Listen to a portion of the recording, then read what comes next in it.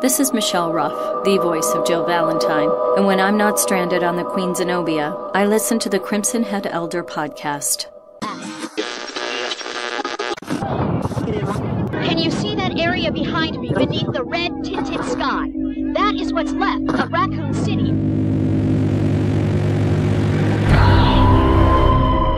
Our platoon is cut off. No survivors found. I'd rather starve to death in here than be eaten by one of those undead monsters! We're both gonna die. Wait, don't shoot! Down! I lost all my men because of her! All is lost. Cries of agony. Unity breeds power. Power is life. Biohazard. I'm Reva DePaula, the voice of Rebecca Chambers. Welcome to the Crimson Head Elder Podcast. I'm Ed Smarin, the voice, Barry Burton. Welcome to the Crimson Head Elder Podcast. Greetings from the podcast panel and this evening's special guest, multi-award winning Michelle Ruff, the voice of Jill Valentine. Tonight, we discuss with Michelle Resident Evil Revelations, presenting our exclusive interview. We also have extensive coverage of Capcom's showcasing of Resident Evil Remaster HD and Revelations 2 from the Tokyo Game Show, together with all the latest news. Podcast File 1 draws to a close with excerpts from exclusive site interviews with Barry Burton voice actor Ed Smarin and Rebecca Chambers voice actress Reva DePaula, and other famous names from the world of Resident Evil, including Catherine Disher.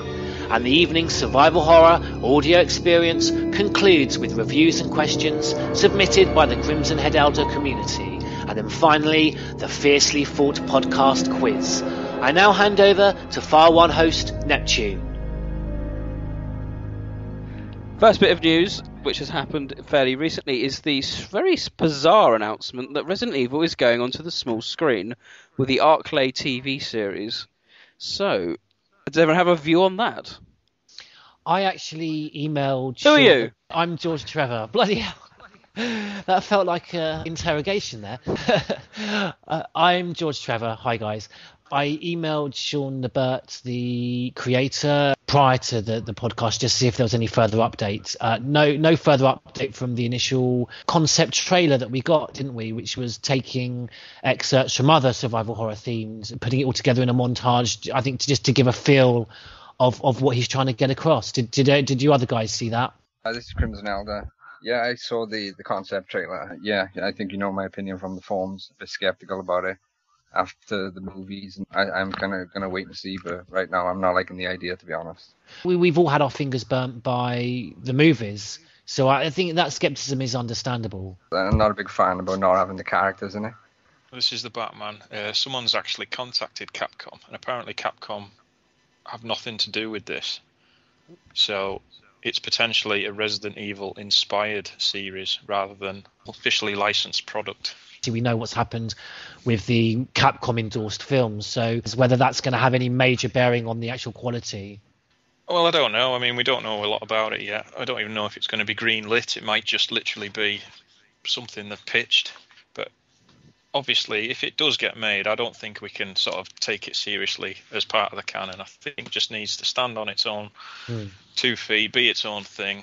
I don't think it has to have characters from the series in it. We can have references and cameos, but I don't think we need to try and copy events that have gone down in the games. Just let it stand on its own 2 feet. I think that's one of the things that was the most contentious point with you, Crimson, wasn't it? The fact that it wasn't going to go for quite a strict script that stayed true to the actual video game narrative. Well, that's my problem with this. Like, we've got all the movies, which obviously don't follow the games. Now we're going to get a TV show which doesn't follow the games. When are we actually going to get something that does follow the games? Because I want to see something like that.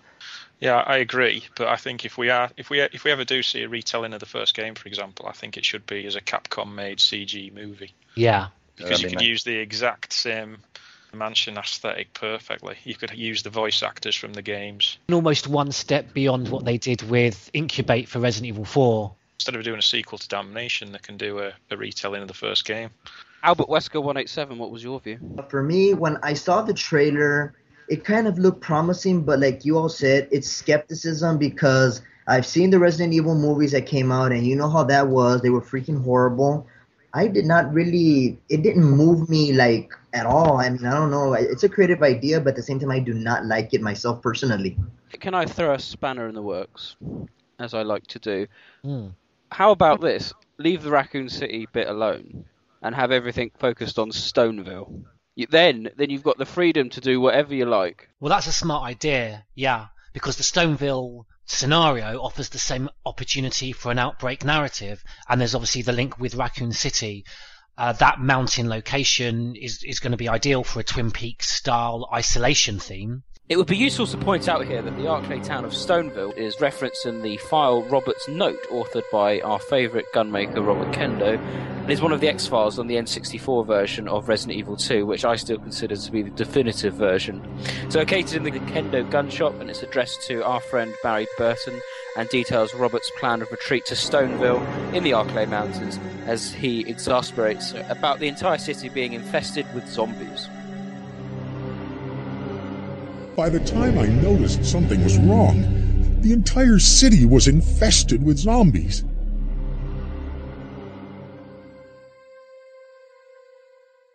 I mean, for me, I think if it does get made, it's going to be quite low budget. I think it should concentrate on a story that runs parallel to the build-up to the mansion incident about this reporter, our protagonist, whoever he's going to be. And as time goes on, he maybe sort of starts to uncover, you know, the conspiracy that Umbrella might be involved and that the police chief might be corrupt.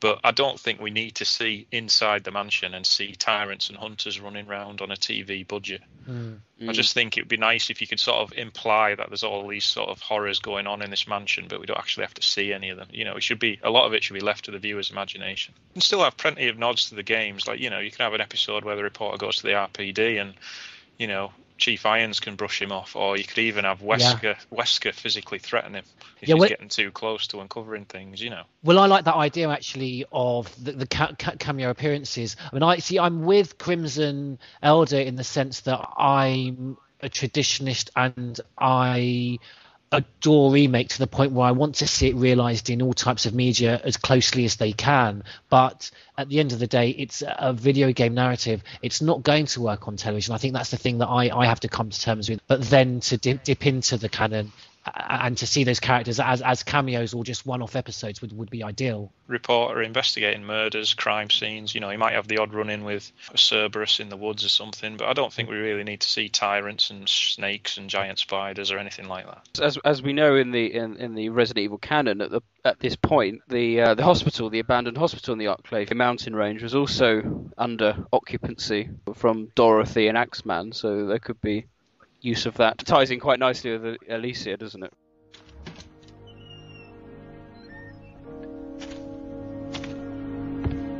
I don't get many visitors around here. I hear the city's in quite a state right about now. Well, there is an old road through these woods that leads to the neighboring town. It's easy to get lost, I'm afraid. Let me show you the way. Let's hope no one gets hurt. It's not like there's a decent hospital around here, after all. Hospital?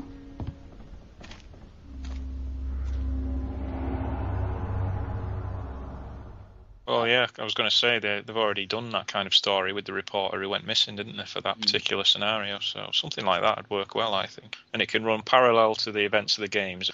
You know, people can take it as seriously as they want without it causing uproar in the community. You can either count it as your own personal canon or you don't have to. No big deal.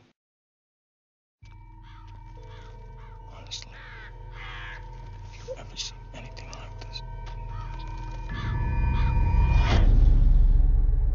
Ernest Hemingway once wrote, "The world is a fine place and worth fighting for." I agree with the second part.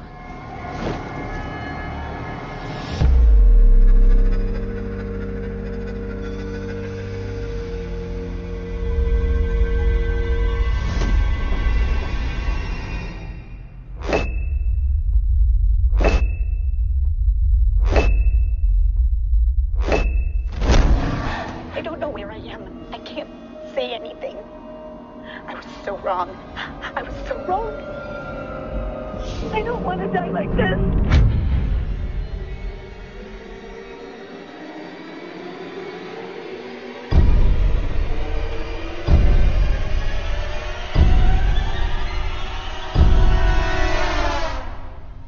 Do you see yourself in his madness?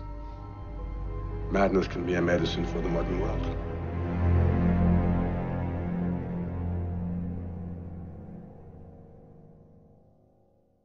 Biohazard Heavenly Island, and the reaction to that cover, I have to be honest, I don't know too much about it, but I do know that cover. It's detestable. Has that image stayed with you? It has, but does anyone have any theories about all this? Well, I love the principle, and I'm hoping that I'm going to love the product. Starting on a positive note, the idea of a manga working as a prelude, promotion to a Resident Evil title, I think is fantastic. I think it's a great way to bring the two genres together.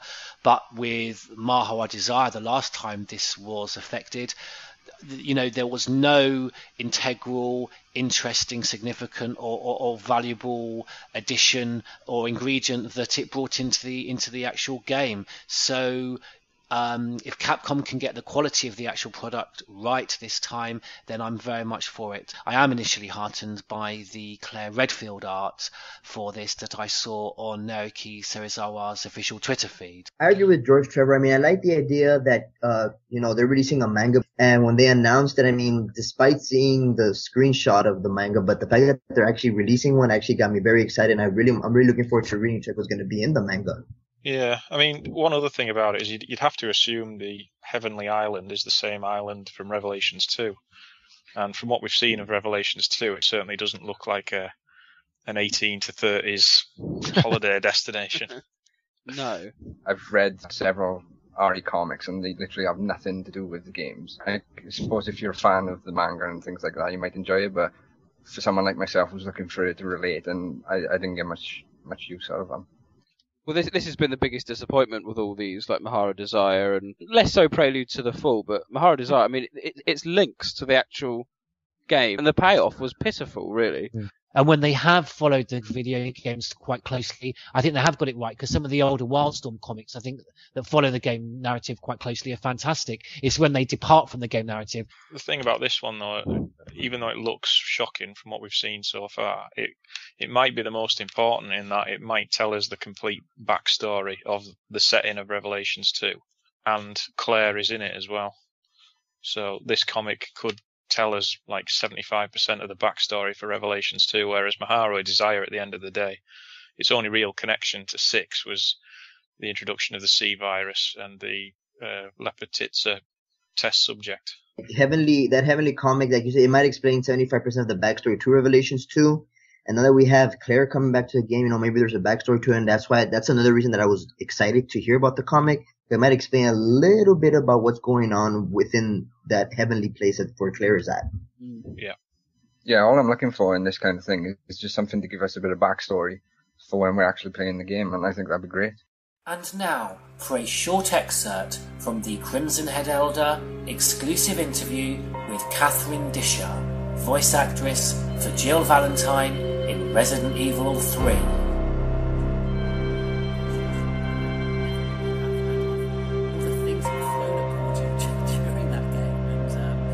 I can imagine there would have been quite a lot of screaming involved and required.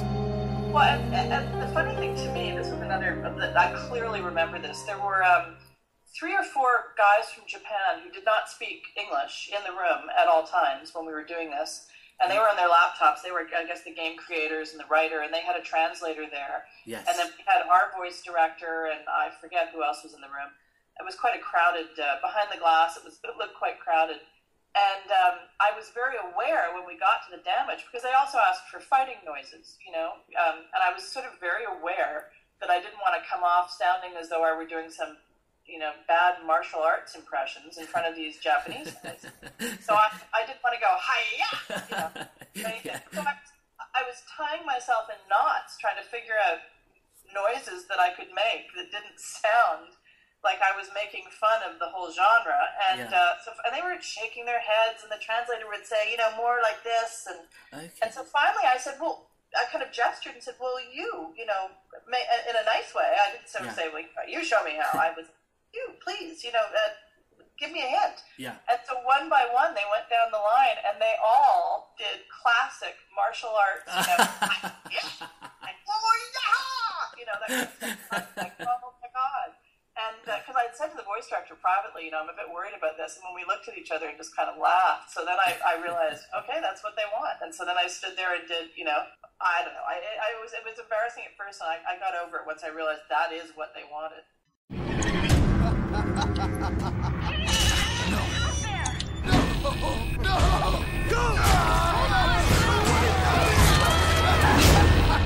That brings us nicely on to the Tokyo Game Show, and that announced 2 new games. We start with the Revelations 2 concept teaser trailer, which I thought was excellent. What was everyone's general hopes and aspirations, if you like, for Revelations 2? Well, hi, Josh Trevor here. You don't have to do that each time. After the initial discussion of the bikini-clad lady, I felt I'd been absent for a while.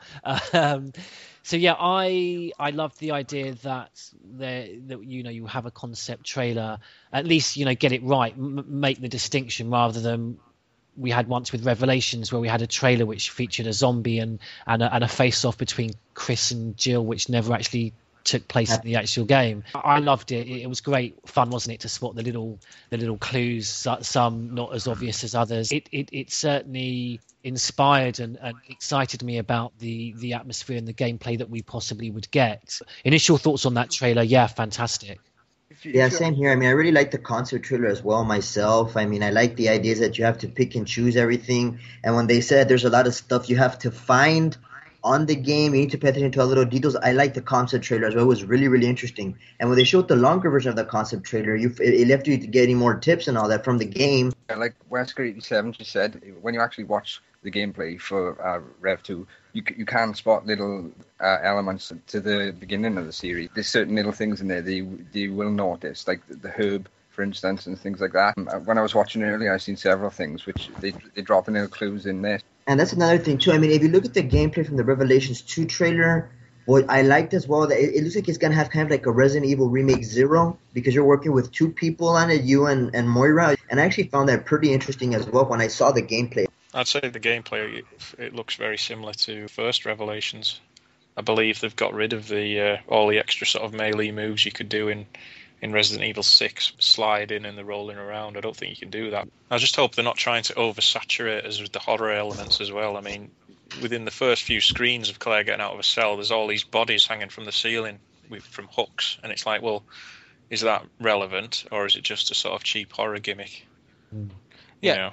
We not ordinarily in the old games there was history to that theoretically, such as this was used by Alfred as a torture chamber, and even insofar as Resident Evil 5 Lost in Nightmares, we had background to why there was a man hanging from a hook or that kind of thing. I'm pleased Batman mentioned that, because I wanted to come on to this. I spoke to Michael Chandler from RE Centre, and I get £5 every time I mention RE Centre.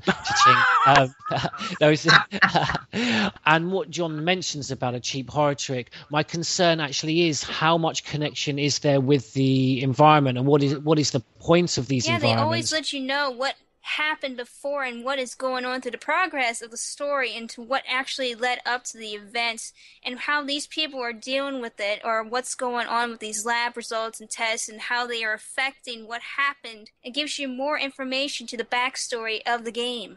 The gameplay feature that Neptune and Oracle Dragon have mentioned that Capcom refused to employ now, but was utilised in Resident Evil 1, 2 and 3 to actually enhance your connection with these surroundings. That use of descriptive messages and references dotted around the screen, attached to objects that were contextually relevant rather than just placed there for effect. These messages and descriptions provoke your investigation into the room. Imagine Remake without those sinister, sorrowful, sometimes peculiar lines that can be sought out. One example I'd quickly give: the second floor bedroom in Spencer's mansion. opposite the room with the lure of a bee puzzle, this has a bed in it with a strange, thought-provoking description of footsteps running right through the bed. Davey Redfield from White Umbrella Files posted a thread regarding that description, and we discussed the ownership of those footsteps, why they were so mysterious, who they belonged to. Was it George Trevor and this was the room that he stayed in? I remember someone suggested that they might be Albert Wesker, and the reason the footsteps disappeared because this was part of his secret path through the mansion. Now, take out that description, remove the bed, which in itself is quite a dull object, replace it for this spectacular horror gimmick, like a hanging body, which actually has no real value or relevance to the game's narrative. Now you have no deeply conscious connection with that room, and no community discussion that furthers more interest and more passion into the gameplay. Yeah, because when you get in a game, you're expecting a very in-depth story with clues and information that you can find to figure out how this event just happened, why you got there, or is going on. And finding diaries of people that are getting sick or what they saw lead up to what's going on, because their experience is actually pulling you in to know what's going on. And if you don't find that, you're lost. Yeah, absolutely. Well, for that reason, obviously, as we've all discussed, I really do hope that we have in-game files in Revelations 2. Yeah, I can agree with that. Whenever I saw the first concept trailer for Revelations 2, I thought that we were going back to all that, environment details and, stuff that would give us nice history, which was all absent from 6. But as you said, going through watching those gameplay videos, you just see people running around like grabbing this and running and do that, and though could just be where they're at this Tokyo game show trying to play it and see as much as they can before they have to leave and write an article about it. But it's certainly interesting. I mean, I like the idea of someone watching you on security cameras and opening doors, and it's, there's got to be a reason why TerraSave was attacked and why Claire in particular was captured. Frederick Downing's revenge. And apparently at the end of the demo you hear a woman's voice on the speakers.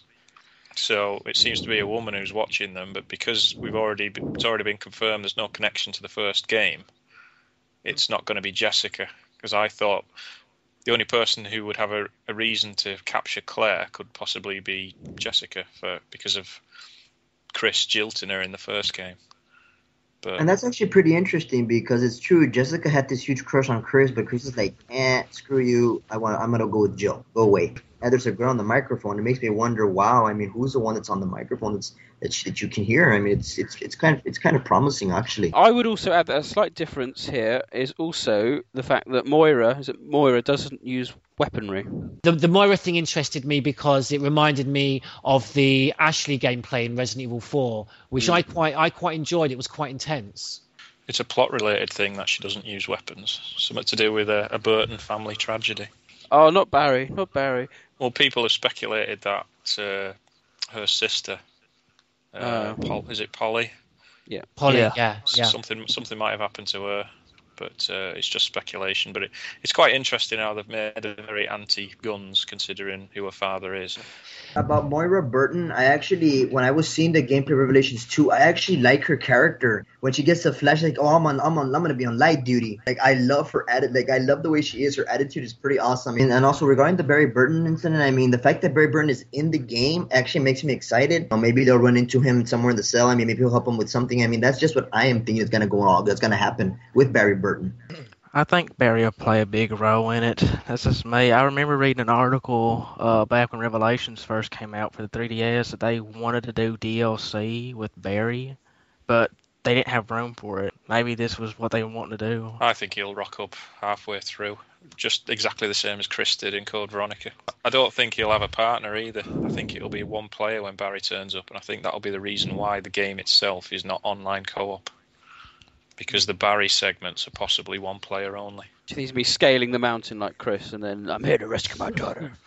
It doesn't quite have the figure for it, does it? No.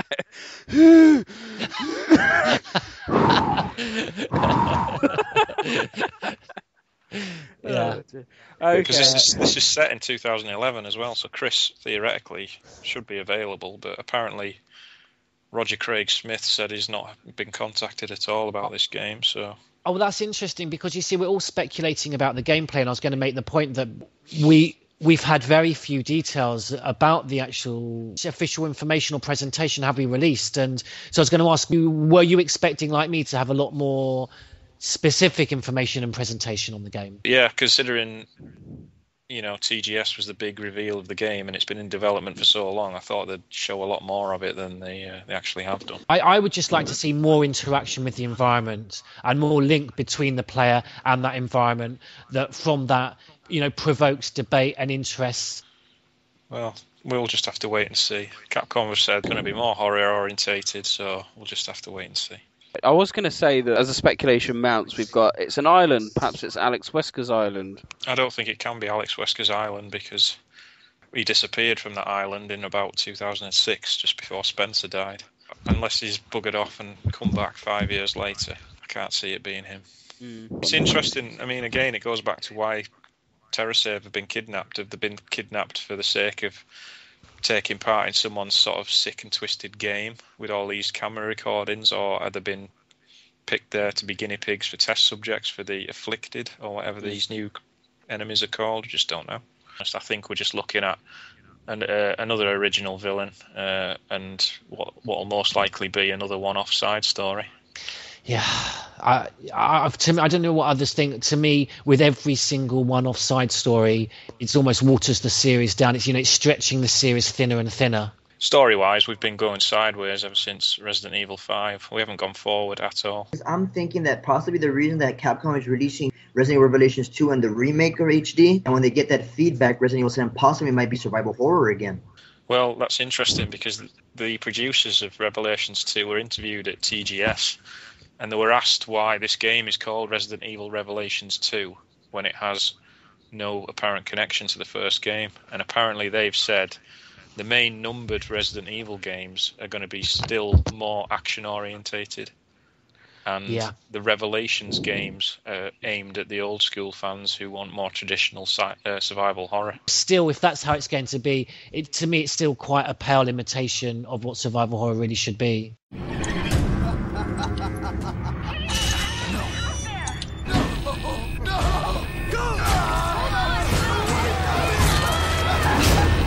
And now for a call-in from Crimson Head Elder resident Vito. At last, we have confirmation that Resident Evil Revelations 2 is in development. It will mark the playable return of Claire Redfield, also have the playable introduction of Moira Burton, one of the daughters of Barry, who we can safely assume will also be playable. God damn it, finally!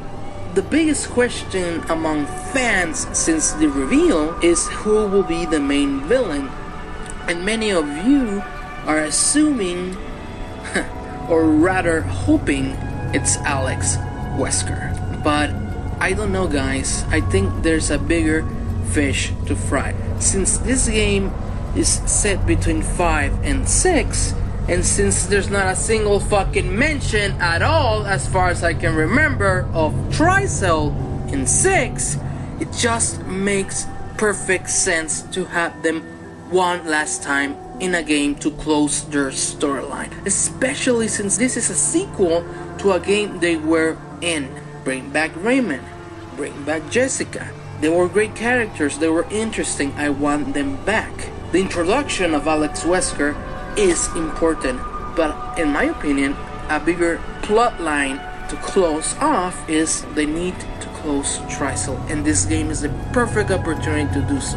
I would like to hear your opinions about Capcom's release schedule.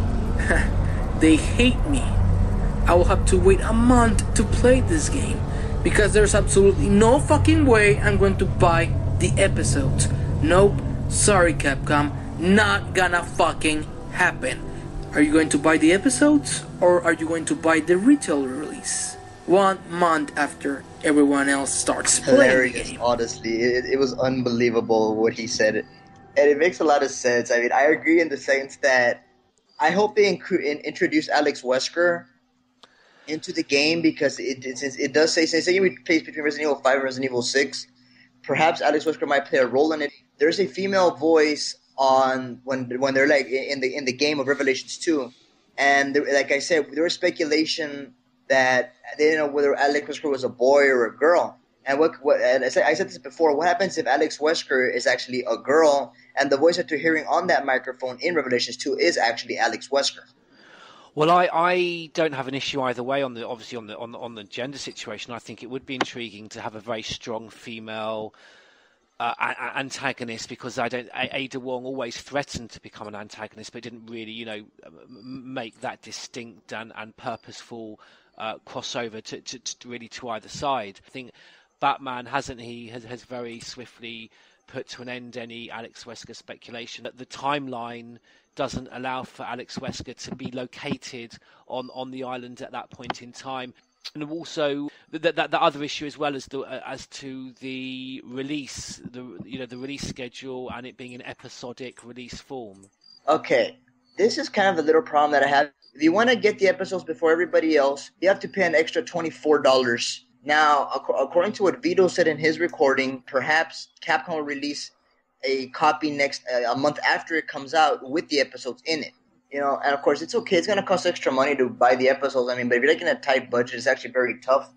I mean, I think it's a creative idea in a sense, but at the same time, it's going to cause a lot of certain controversies with people. I think that if it was something that was going to catch on and be more in demand from the players out there, I think that more of the larger franchises would have taken it on board by now. To me, it feels almost more just like another Capcom gimmick. Yeah, it does. It actually does feel like a gimmick of Capcom's, honestly.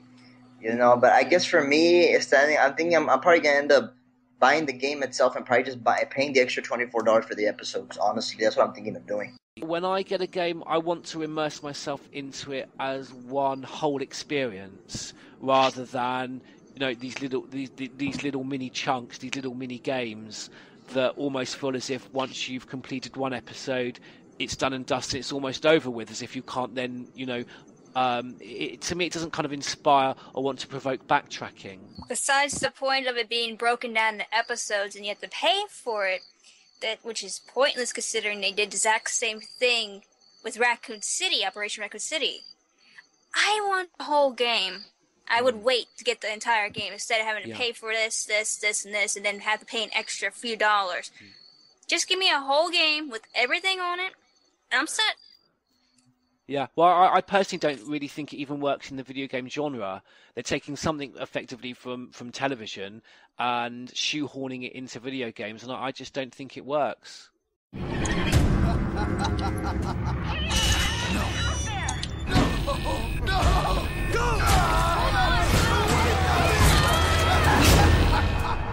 Enemies from Revelations 2, anything particular that jumps out? I think they look pretty good. So they're the Afflicted, because Capcom seems to almost have this problem with calling a zombie a zombie. We had this situation in Resident Evil 4, and Resident Evil 5, and Resident Evil 6, and it's almost that they're going to choose anything other than the word zombie, and how different, and that's going to maybe interesting, how different are these Afflicted going to be compared to Ganandos or Magini? What did we get in Resident Evil 6? I can't even remember now. Juavo. We mentioned the fact that in the trailer it actually shows a zombie, and then in the game there is no zombies. Oh, they've pulled another Revelations trailer on us, have they? I didn't. Yeah, at the end of the concept trailer, it's a close-up of a zombie's face, and it looks really creepy. It's like the cover from RE2, where it's like half a zombie's face, and I thought it looked really good. They're not even in the game. Yeah, it's true. I saw that too. The thing that scared me about these zombies as well is that these things can actually climb freaking ladders and open doors and run at you. It's like, what the hell? Then that raises a question. Are we saying that the Afflicted are the result of what happens to the people whose green bracelets turn red? Or have we got perhaps zombies that are those in the Afflicted or something separate? That's a good I'm not sure. I know that the bracelet thing changes due to fear or something. So it's green, and then it goes to orange, and then red. But I don't really know what happens when it gets to red. I don't know if it's like a health gauge kind of thing. Maybe when you're on red, you get hurt easier or something. Or maybe you maybe have a higher chance of turning into one of those zombies and losing your senses as well. I mean, because it turns red. That can be another thing that might happen too. Well, initially I thought it was. I don't know what you think, US Command. Initially, I thought it was a warning. Literally, just once the virus had taken hold, it was almost like a leper bell. Yeah, I thought it was something similar to like Dead Space. Like you got the big green bar on your back, and if you're halfway down, it's yellow, and if you're at the die, it's red. I thought it was gonna be a health gauge. You just gotta mash a button, and Claire looks at it to see what her health is at. That's what I thought it was gonna be. Yeah. I actually watched a GameSpot video though, and the guy on it said that he spoke to the director, and it is apparently a fear gauge. So it's kind of, everybody played the thing on PS2 where your teammates get paranoid and stuff, and then they freak out and run. Well, it's kind of like that. No, but that did remind me of it. I don't know if anyone's played Eternal Darkness. Yeah. Oh, yeah. I have. Yeah, because there's aspects of fear in that, isn't there? And trying to keep your sanity. Yeah, it's kind of the same thing, I think. I'm not quite sure how that'd work in terms of the actual storyline progression, because if Claire's wearing one, you wouldn't want her to necessarily be infected, because they've done that route a few times. Exactly, and at one point during the gameplay, you can see the Claire's wristband is actually orange. So unless she gets infected or something, then oh, okay. So perhaps it acts like Sting then from Lord of the Rings. See, the thing is, I can get, in terms of the actual narrative and virology, I can understand a timer being on it in terms of which you had in Outbreak, a countdown till viral infection. But that's non-canon, though, isn't it? The countdown timer. Of course. Oh, is it just a gameplay mechanic? It's just a gameplay mechanic. Okay, yeah. But in terms of fear, are we saying that an individual's fear is going to affect the virus overtaking their body? That's what I'm thinking. Or it could be something like when you're on red, if you get hit, then it's going to hurt you a lot more. And if you're on green, you get hit. Maybe when they get closer to you or something, they can hit you more. But what I'm saying is, if I'm misunderstanding it, in the concept trailer, depending on whether the bracelets were orange or red, it was showing different stages of zombie transformation. That's what I picked up from it. Yeah, if you notice, as the trailer goes further along, they descend more into madness, so they're getting more afraid. So the colours going green, orange, red. Okay, I wasn't sure if that was more to do with physical deterioration. So as the virus is taking them over, and as they're turning more into zombies, thus that's more an indication that the bracelet. You're thinking maybe something different. Yeah, I'm thinking it's like a fear factor kind of thing. Okay. That would be a creative idea if it was a fear factor, had to do with an infection. Yes. I mean, these ideas sound really, really good. I mean, I wonder which one Capcom will actually go with, though. That's the question that I have. So, the Afflicted, any specific details we've got on these guys? Well, is it another new virus? How were they created? I bet it is. They look more like Silent Hill-y, don't they? They've kind of got far more deformed. Yeah, I like the design. You're saying there's a lot more in terms of comparing them with past enemies that haven't been zombies. I do like them, yes. And they don't like bright lights, apparently. Apparently, you can drive them off with Moira's flashlight. Perhaps it could be a link to the leech from Zero. I mean, if you look at the gameplay of Resident Evil 0 and Revelations 2, it's kind of the same because you have a partner, you got to switch with that partner, and they don't like light, just to similar to the leeches in Resident Evil 0. It might be kind of a correlation between the remake of 0 and this one together. Oh, well, touching on that, Albert, do you think that we're going to get puzzles and going on an extension dependent on changing to particular characters? I will be taken aback if there are puzzles in this game, and, as I say, puzzles that one has to think in terms of which character can do what. Somehow in my gut, I feel that in Revelations 2, they're actually going to be putting puzzles in the game. I don't know, it's just a gut feeling that I got. Yeah, but going back to my point that the gameplay that I've seen so far doesn't excite me because it looks very linear and very straightforward. Have we seen anything in the gameplay to suggest there is anything other than that? I did see a puzzle during the gameplay, but it was a very basic one, and it was where Claire, they're looking for a key, and Claire has to find the key, and she switches to Moira to shine the torch up onto a tank, and then you have to switch back to Claire to shoot the key off the tank, and it drops down. That is a puzzle, I suppose. Certainly more of a puzzle than you've got in RE5 or almost yeah, RE4. exactly. But look at the universal praise, I think, that Silent Hill's got for their puzzle. I wasn't sure whether to mention this. I'll be very quick. That demo, on the face of it, almost everything in that demo is very generic and has been used before. The story is almost a rip-off of Sweet Home. There isn't really anything that you can bring up that hasn't already been seen in either a past Silent Hill game or a horror-type film. If you haven't already seen The Ring or played Silent Hill 2, and I was thinking, with all that generic, unoriginal stuff, even the little thing in the sink. Okay, it's very freaky at first, but it's no different to what you haven't seen before. but it works so well. The way that it's all put together, it works so well. That's what Resident Evil should be. And if that is a success, then Capcom have no excuse to not embrace these aspects. I love the demo.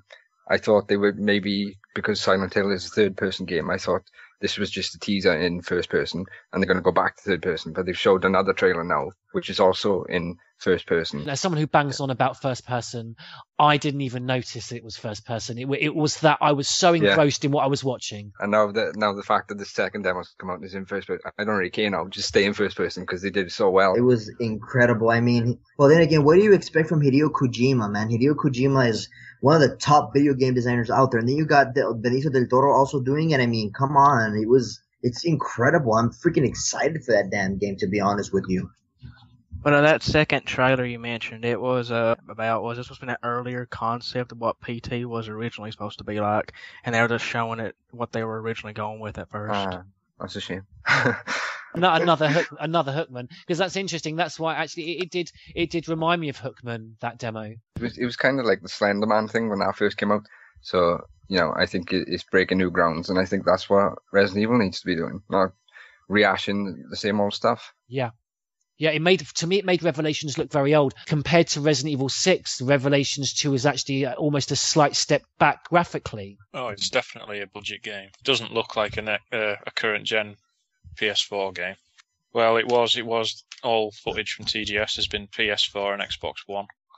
Yeah. PlayStation 3 and Xbox 360 were not on display at TGS, according to CVX Freak.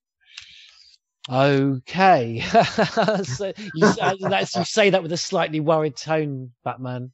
But again, it's all recorded off screen. We've got no direct footage at the moment, which is why it all looks dark. Yeah. I think particularly with Resident Evil Remaster, that really does need to be taken on board, that point. I wonder if they ever do another version, we're going to run out of rewords. It's Resident Evil remake, remaster, redone. Just as long as it's got re at the beginning, rehash. Yeah.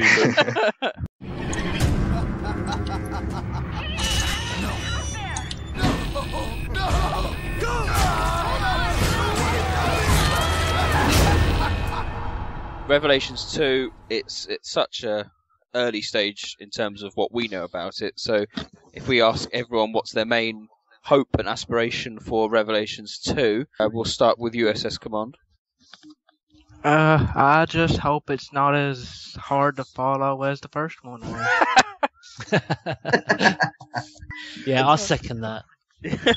Batman?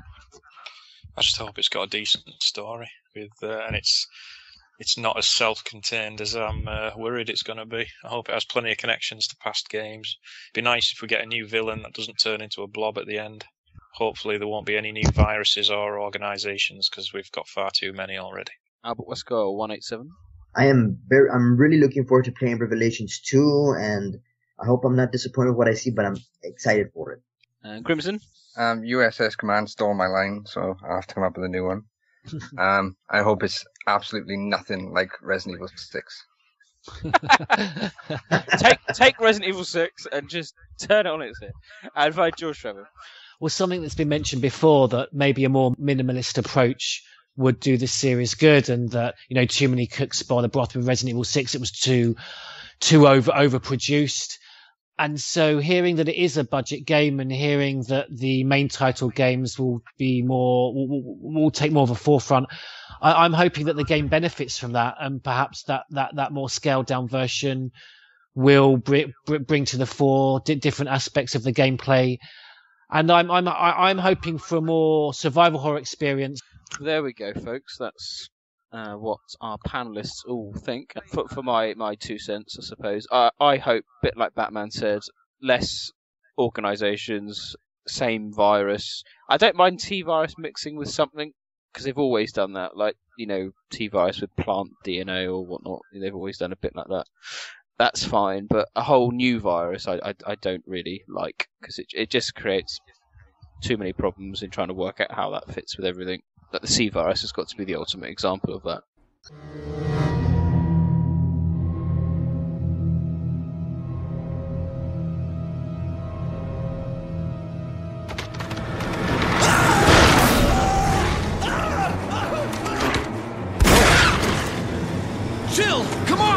It's this way.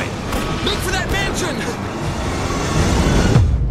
Well, as briefly touched upon there, the other announcement at Tokyo Game Show was remake in high definition.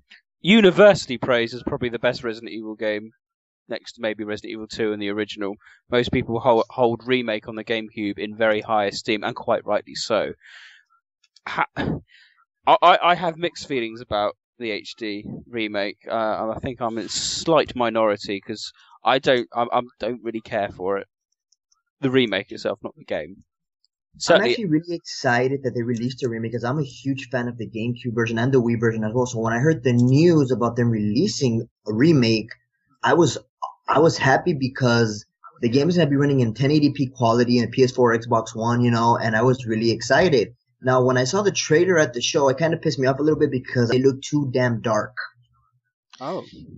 Yeah, I mean, there's been a lot of criticism based on that. I mean, I'm pleased that we got Vito's MP3 recorded before he saw that coverage because I think that he may have had an aneurysm. I was speaking to him last night and he is furious. But from what I've seen, it's just bad footage, bad recording. It's not the game's setting. It's not a direct feed recording. That's why it looks so dark. Yeah, exactly. It's just recorded off screen.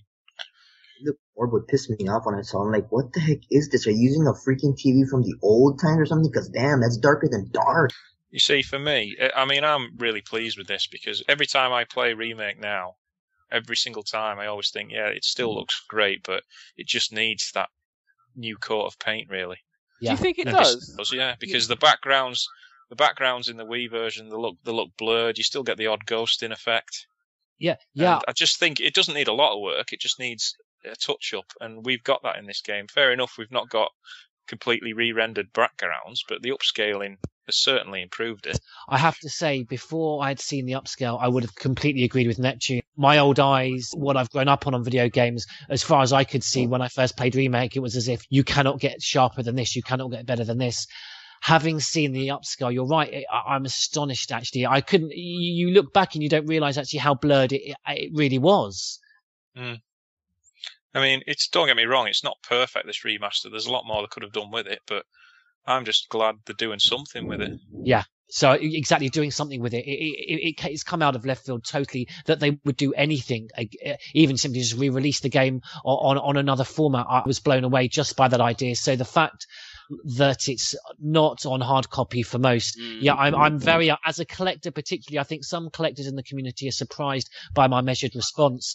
I'm devastated inside, a little part of me is on that point, but the fact that, I mean, who thought that we would ever see Resident Evil Remake make it to that generation console and an HD polish? I'm not even going to get too pissy about how good that HD polish is. As long as it's no worse than the last game, I'm going to be delighted. I would say this though, the 10 owners of the Nintendo Wii U that are in the world, they've been contacted, and most of them actually say that if you play the Archives remake on the Wii U, it's pretty much HD as it is. With that, it really it significantly upscales it from what I've read. I know it's a complete waste of time sticking a disc in a Wii and playing it with the component cable because you don't get the widescreen option. You still have to play it 4.3, and if anything, component option almost accentuates how poor the Wii graphics are. What do you think about that, USS Command? Did you see the trailer of the remake? Did you like what you saw, or did you not like it, or what did you see? Yeah, I actually really liked what I saw. When I watched the trailer numerous times, so I can pause it and look at all the small details in the background because, as you already said, it's obviously the old one's blurry now when you go back and look at it, and it's just really nice seeing those more details bleed through that I couldn't see on the old GameCube version. Yeah, I mean, for me, it's a no-brainer, this. It's a classic game. If you're going to continue to play this game, why wouldn't you want to play it with the sharpest graphics possible? I'd be concerned if you own a PS3 or Xbox 360. I'm really uneducated when it comes to these things, and you want to then upgrade to a PlayStation 4 or Xbox One. Can the game be? Do you have to buy it twice? Okay, now regarding that type of situation, what they have been doing with the PS4 and PS3 games, they give you let's say you buy it for the PS3. What they do sometimes they give you a code that you can put into the PS4 version, and when you put that code in, it takes out the information you have from your PS3 onto your PS4, and you don't have to buy it twice. Oh, okay. But they should put a code on it. That's what they should do. And that's what they did with Battlefield and other games. They gave you a code. Good to know. Sorry to interrupt you, but for the Xbox One, you may have to just buy it again. I know some people had to buy Minecraft all over again. It depends on what Capcom wants to do. If Capcom told Microsoft, if you buy it for the 360, you can transfer it over to the Xbox One for free, then they'll let them do that. But it's Capcom, and I don't think they're going to do that. What do you guys think of the scrolling camera? It looks really, really good, honestly. I mean, I personally, I love the camera angle of the game that I saw. I really loved it. See, I've heard quite a few people complaining on the forums. People even saying they're getting motion sickness from it, which is just silly because it pans very, very slowly. And I think it's just a simple case of people have played this game that many times. You're simply just not used to it. Are you going to get it? I've never ever bought an online digital-only game. I'm afraid I'm a bit of a purist when it comes to owning the physical copy. Bizarre murder cases have recently occurred in Raccoon City. There are outlandish reports of families being attacked by a group of about 10 people. Victims were apparently... And now for a call from Crimson Head Elder resident Vito. It's a silly thing to bitch about, but I really, really like to actually own the games I actually buy. I really don't enjoy digital. I like to collect my games. I think you're actually renting those games. You don't actually own them. Some cases that actually games have disappeared from the store and from the player's download list. So those games are gone, just gone. I won't buy the game. I won't buy the game. Unless, just like when Resident Evil 4 and Code Veronica HD released, the only reason I had them is because my father actually, as a gift, gave me a PSN card. That's the only reason I bought them. They actually were on sale too, so that helped a little bit. Anyway, I don't really want to leave with a sore note, so I'm just gonna say that I hope the rumored Revelations 2 actually surpasses the previous game and proves that both of these styles of the series can actually coexist and make the whole fan base happy. The Asian Biohazard Edition, it's region free. And it comes with English language and subtitle options. And it's only 30 quid with free shipping, and you get a free art book and George Trevor Mansion schematic. Do you? That's quite cool. And from playasia.com, but don't get the Japanese version because that's only Japanese language. It has to be the Asian version. The only thing I'm not sure about is whether it'll have the files in English. It'll have the voices in English, and it'll have English subtitles for the description. You can always have your copy of Resident Evil Archives next to you to read the files. Another thing about the Asian version is obviously you'll get it a lot earlier than when it comes out over here. You'll probably get it at least 2 months earlier. I've just got to now go out and buy a bloody PS3.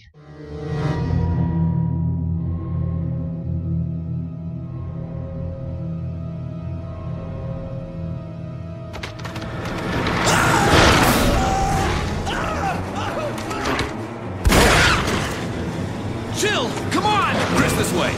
Look for that mansion! Anyone notice any particular highlights on the trophy lists? There was one particular highlight that really caught my attention. It's a silver trophy. You have to pass the game without using any weapons, just using your knife and not burning any of the zombies. You just gotta stab and run. Oh, wow. Yeah. Because that then you're obviously going to get a lot of Crimson Heads, aren't you? And just then have your knife to only defend yourself from the Crimson Heads.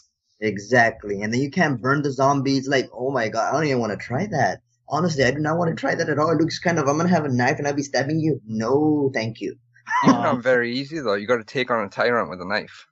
I don't know what others think. Almost harder. Well, not harder, but the tyrant's almost certainly slower than the Crimson Heads. Yeah, but that tyrant hits you like 3 times. You're gonna die on the 3rd strike by him putting his damn claw right through your gut, and there goes your game. You better have saved it by then, if not, you're screwed.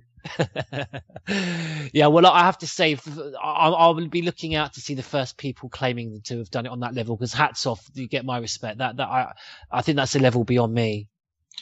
There's only one gold trophy, and that's for finishing Invisible Enemy mode.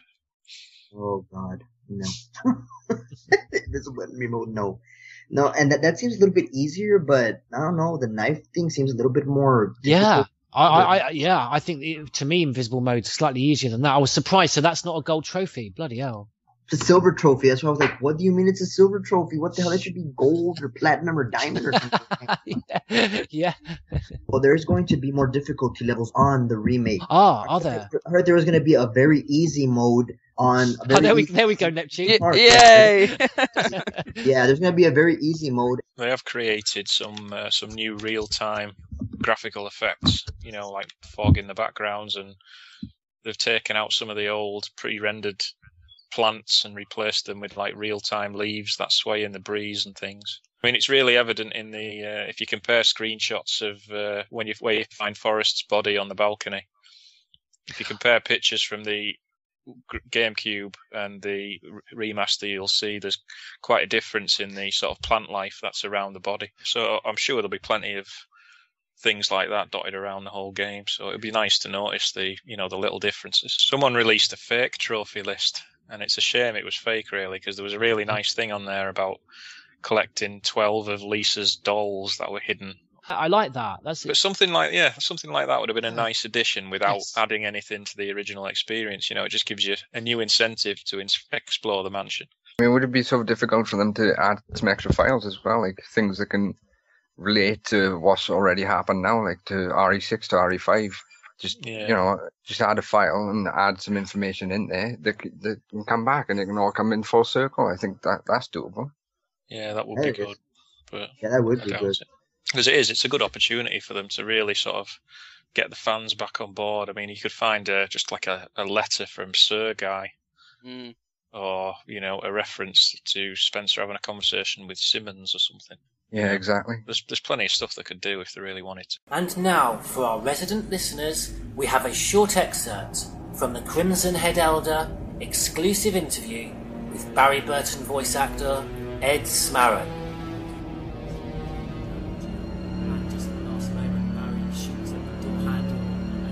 Out the room with a very, very famous line. And that was a close one. A second later, you would have fitted nicely into a sandwich. I do remember some of these, yeah. You know what? I think now that you said Jill's sandwich, I think that may have been a line that we did both ways in the session. I absolutely remember the Jill sandwich reference. That's brilliant.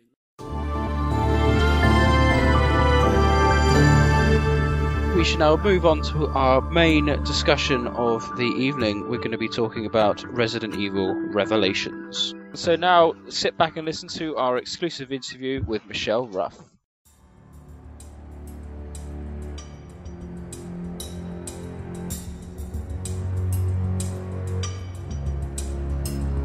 Greetings and welcome to the Crimson Head Elder podcast with special guest, the American Anime Awards double nominated and SPJA Industry Award winning Best Voice Actress, the voice of Jill Valentine, Michelle Ruff.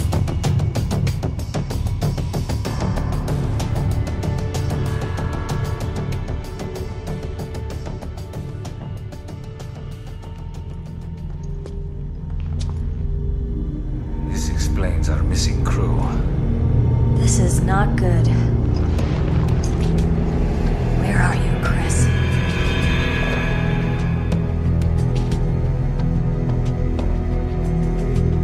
No doubt about it. These corpses show signs of viral infection. Chris! Chris?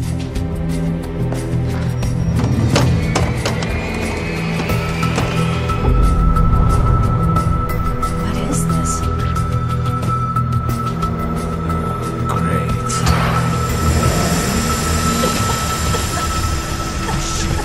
It's a trap.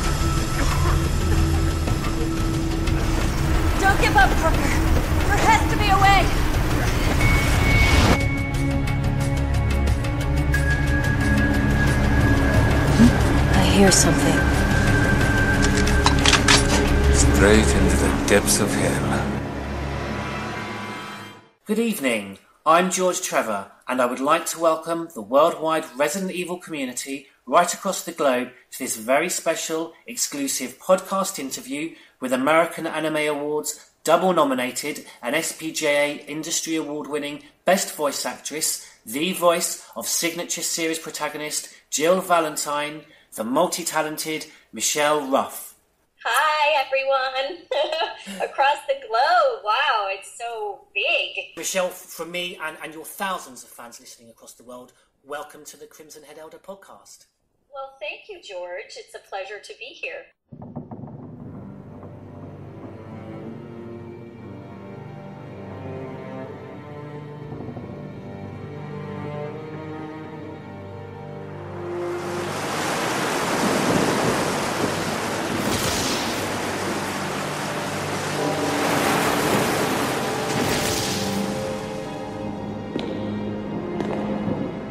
My name is Jill Valentine.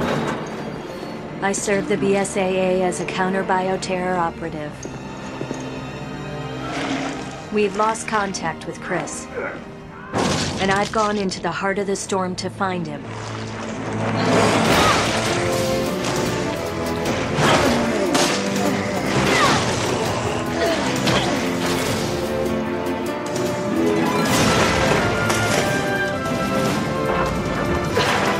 It's been 38 minutes since Chris and Jessica dropped off the radar. But the interpolation from their last known coordinates puts them Right here on the ship. Where are you, Chris? Parker, we've got contact. think these things got to Chris and Jessica. I hope not. Jill!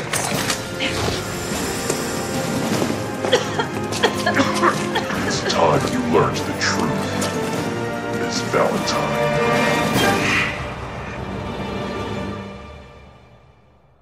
Now, I must say it's extremely kind and generous of you to spend so much of your free time with us tonight.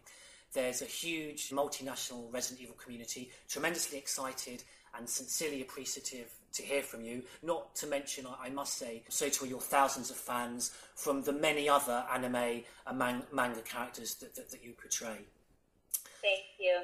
Now, before I investigate with you the experience of working with Capcom's production team and your commanding portrayal of Resident Evil's signature female protagonists, Michelle, when did you first begin to pursue a career in voice acting? Well, it's kind of interesting, George. I went to Michigan State University and I was studying production. And I was actually a producer for Michigan Public Broadcasting for a couple of years, and that was going to be my track. Right. And I had done a few voiceover jobs at an agency that I used to work at. I was the office manager for a talent agency in Lansing, in East Lansing, when I was going to school. And my boss got an audition in for a voiceover, a radio spot, and he said, "Why don't you go out on this?" And I was like, I'm really not interested. I would prefer to, stay behind the scenes. He's like, just go and do it. Yeah. So I went and I did the audition, and they ended up using my audition. I heard myself on the radio like a week later. They never booked me. They just lifted my audition for the radio spot. So we ended up having to chase down the client to get the money and all that stuff. Yeah. But that's how it kind of started. So and then I moved to Chicago after I graduated, thinking that I was going to pursue production work. And the voiceover thing just kind of, I don't know, there were a lot of opportunities for me, and it just kept coming. So I always feel like when you're being blessed with something like that, or when the universe is slapping you in the face with something, you just kind of go for it. Yeah, definitely. Fascinating that not only was it accidental, but this accidental opening into it. Someone who has now such a huge range, such a breadth of characters. Well, once I moved to LA, it became a whole nother baby. Out here, it's much more competitive, and the industry presents a lot more opportunities. Yeah. But you have to be a good actor And I had to, I took improv classes and did a lot of theater when I was in Chicago, Second City and Improv Olympic. But I have to continually study. You have to study your craft. So, once I came to LA, I was like, oh my gosh, this is crazy out here, and the whole anime world and video games. Yeah. So I was actually going to ask you, did you have a particular interest to go into to go into that sort of anime and manga, or was that just as accidental? It was accidental. I really didn't even know it existed. I was just looking through, there used to be a publication here called Backstage West. It was just like a newspaper for actors. And in the classified ads, there would be ads for, looking for voiceover artists for auditions or whatever. And I happened to call a company called Bang Zoom Entertainment. I don't know if you're familiar with them, but they're a big anime company out here, anime video game in LA. And I went in to audition, and I booked the job. Come to find out, the job that I did, I think it was called Ninja Cadets. It was a feature film. Okay. It was their first anime as well. Like, their very first production was my very first anime, too. So that, I can almost imagine that working quite well, but both sort of coming in together new. Yeah, it was, because we kind of grew up together, you know? Yeah. And that almost kind of answers my second question, because I was going to ask whether you had any prior knowledge of the Resident Evil series before you took on the role of Jill Valentine. Maybe you had met with other performers who had voiced the Resident Evil characters. Perhaps you'd even been a player yourself of video games. I'm not a big video gamer. I'm terrible at it. I do play occasionally, but I did play the Resident Evil. I did play Revelations at this place here in LA called Lounge Live. Yes. They invited me in, and they we did a podcast where I was actually playing the video game and talking to fans online. Fantastic. And I was so awful. Terrible. Oh god, it's a bit surreal seeing yourself being killed, and it's your own fault as well. Exactly, but the video game, I hadn't seen it prior to that. This was a couple of years ago. It's really beautiful. The animation is really stunning. I absolutely, these productions are on another level, and what goes hand in hand with that, of course, is that they do have to have voice actors and actresses of your caliber, but these are fully realised characters. And we were talking earlier about whether people may or may not be happy with particular people voicing particular characters, but you will get passions and people for that reason, because they are fully realised characters. People, invest a lot of emotion into them. Exactly. It's hard, especially, it was especially difficult with Jill because she's been voiced by so many other actresses. Yes. So to come in and start over in a series that's been such a long-standing series with a character that's been long-standing. Yeah, and such a signature character as well. Such a signature character that I think there's going to be an element of dislike or hatred towards what I've done. I mean, I've had people outright tell me that I sucked. Oh, wow. The only criticism I've ever seen attached to anything that you've been involved with in Resident Evil is to Operation Raccoon City, and we discussed off there that's with relation to the gameplay, which has nothing to do with the voice actor or actress whatsoever. I've only ever been critical of Capcom in terms of the general principle of should they keep giving these main characters, for that fully realised reason, to keep changing the VAs. But as someone who takes the series far too seriously and is a fierce critic when it comes to Resident Evil, I thought that you portrayed Jill wonderfully. And thank you. Well, that's a lot coming from you, George. Thank you. We lost contact with Chris and Jessica. The signal was lost over the ocean. It's rather quiet, but time itself has stopped. This thing is lucky to be afloat. I don't think we're alone.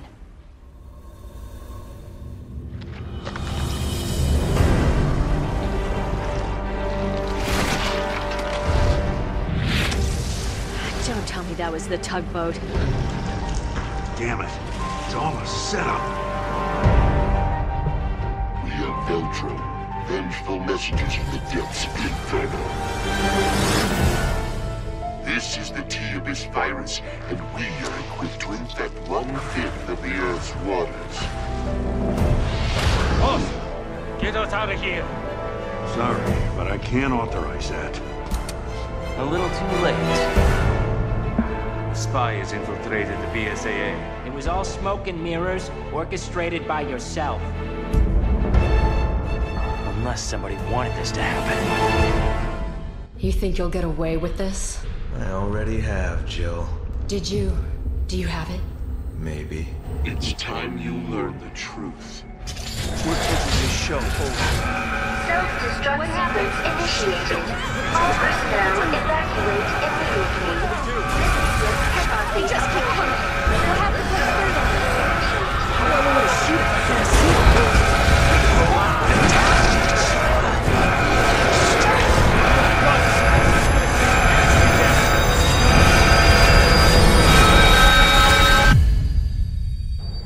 This explains our missing crew. This is not good. Where are you, Chris?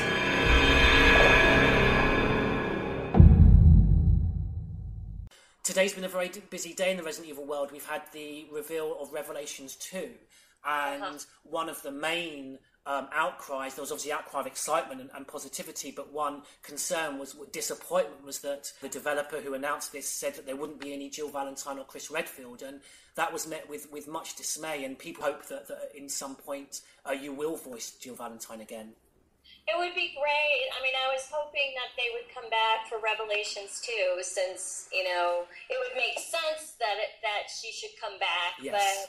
and Chris should come back, but, you know, this could be it. This could have been my 2 video game foray, and you never know. Even if they do bring her back, they may go a different direction again with another actress. I mean, you never know. Yeah, well, I don't ever know until I get the call. You know what I mean? Yeah. Like nobody tells me what's going on.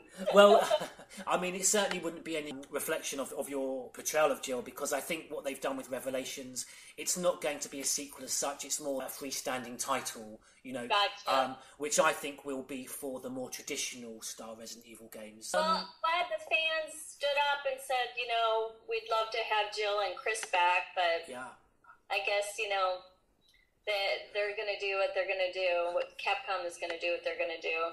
Well, I think there's no question that Jill Valentine will come back again. I don't think there's any question of that. It's just whether Capcom can, you know, in my opinion, see sense and keep continuity. So, we'll see. Fingers crossed that we'll be seeing Fingers again. crossed. Yes, exactly. Well, with reference back actually to those past voice actresses, to what extent and degree, if any, did you feel it necessary to familiarise yourself with Jill's portrayal in the past games, Resident Evil 1 and 3? Well, it's interesting because the director at the original audition, I was like, well, do you want me to voice match her? And they said, no, just do your own thing. We just want to hear what you're going to do on your own. Okay, that's interesting. And I don't know how similar I sound to the other two. Was the other 2 actresses? I don't know. I was pleased that there seemed to be, you know, you didn't sound just a clone of the previous actress, but there was, to me, in the tone, that there was a connection, and so it felt. And I think they were very particular with me about her character. It wasn't, they said, we're not concerned about you matching a voice, we're concerned about you matching the character. Yeah. Jill Valentine. So, well, I can hear that. I definitely heard that. Oh, good. Yeah. I mean, I like I said, I didn't have any reference to the other actresses, which sometimes is a better thing, because then, you know, I can do my own thing and bring my own take to it. Yes. But, you know, she was definitely very stoic and very unemotional. Like I was supposed to be extremely, like, if I got too emotional with a read, Stephanie Shea, she directed Revelations. she would bring me back. Oh, that's interesting, because I can hear that, and that's what I enjoyed. One of our residents has asked a question specific to that. Were you asked to play Jill particularly stoic? And yes. And it works very well. Yeah, I was like, it was tough girl. No, don't show your emotions. Don't give. You're not giving the baby away with the bathwater. I was supposed to be really cut and dry. Yeah. And sometimes it's hard because I do emotional really well. Like I can cry pretty much on cue. Yeah. Oh, right. Okay. So to go the opposite direction and have to play that stoic, unemotional character was a stretch.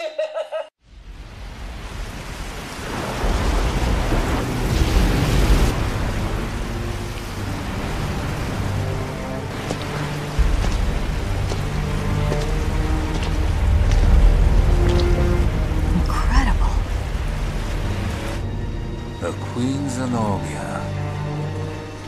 This thing is lucky to be afloat. Take us around. Let's find a boarding point.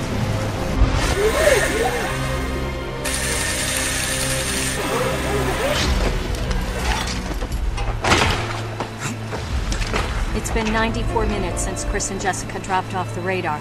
But the interpolation from their last known coordinates puts them right here on this ship.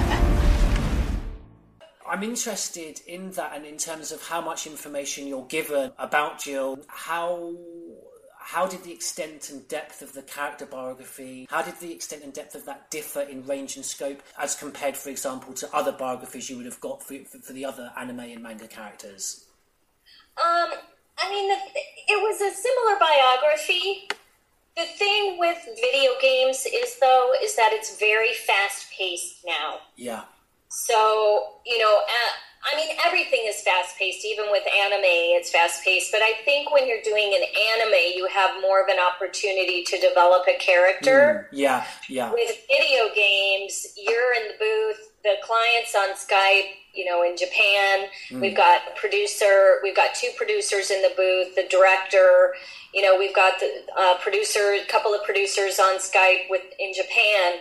Okay. And everybody's time is really precious. So, they needed me to, which is why I think I got hired, because Just Cause knows me, Stephanie knows me, and they know that I can hit it and not waste a lot of time getting to where I need to be for the character. So, it's just kind of...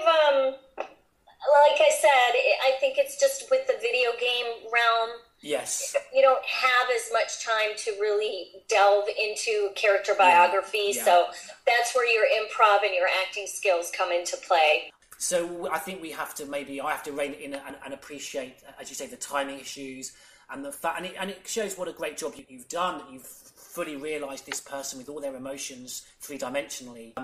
But you're told very little. I would imagine you're told very little, in fact, about the character. I suppose compared to, for example, if you were portraying Jill on the screen.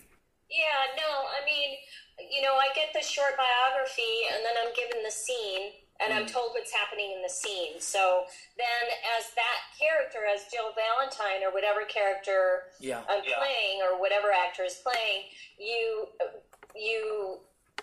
read and you give your performance in correlation to the scene and what you're given. So, did you find then that level of character detail hindered your ability to portray her to your satisfaction? No, I would have preferred to make her a little bit more vulnerable sometimes. Yeah. But they just, they didn't want it. Capcom didn't want it that way. So, by the third day, it's like as you record, as you get in, the more time you spend with the character, the more I get to know that character. So, by the second, third day of recording, I'm getting more comfortable with her. Yes. I'd like to bring a little bit more variety, but it's hard because you have to stay within the realm of what what your client wants. And, so it was that stoic, Yeah. And like I said, every time, if I got too emotional with the read, Stephanie would say, "Nope, you gotta scale it back."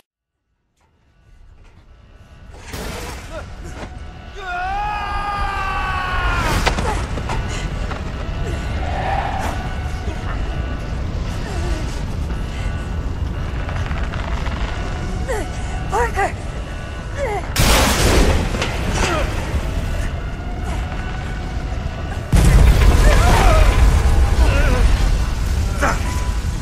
Just not my night.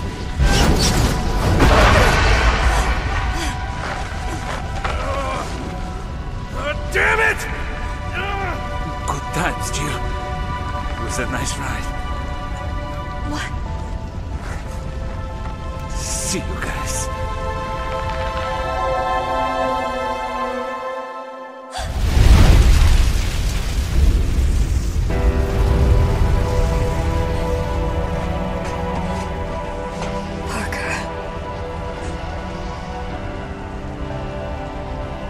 Jill, we have to go.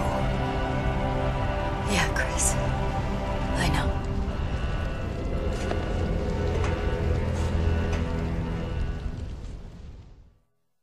Stephanie's really good with like catching, she's written a lot of scripts, so she's always a great choice for a director, even though she's a wonderful VA as well. She's great with like, character dialogue and making something sound real and like it would actually come out of the mouth of that person.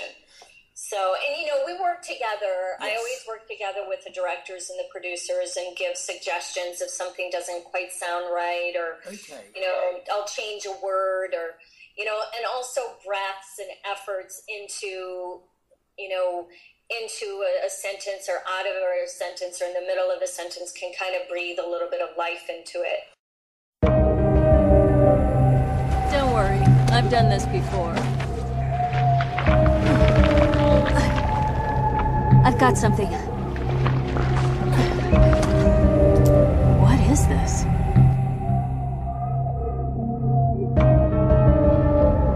If it's an engineered mutation, this could prove a link. I hope he finds more comfort in death than he did in life.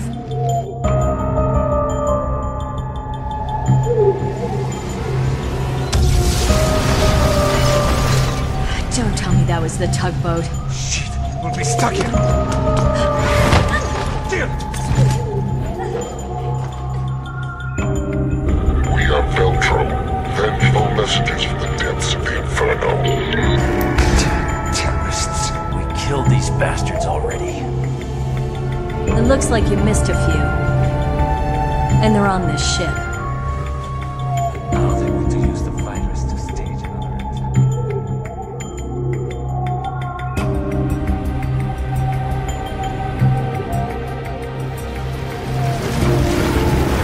We're running out of time. Damn it! Jill! It's not stopping!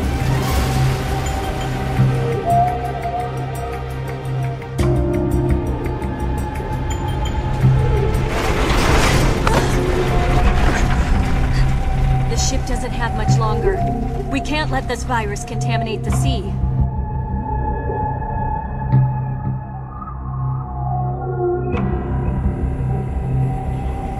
So this is the secret of Zenobia.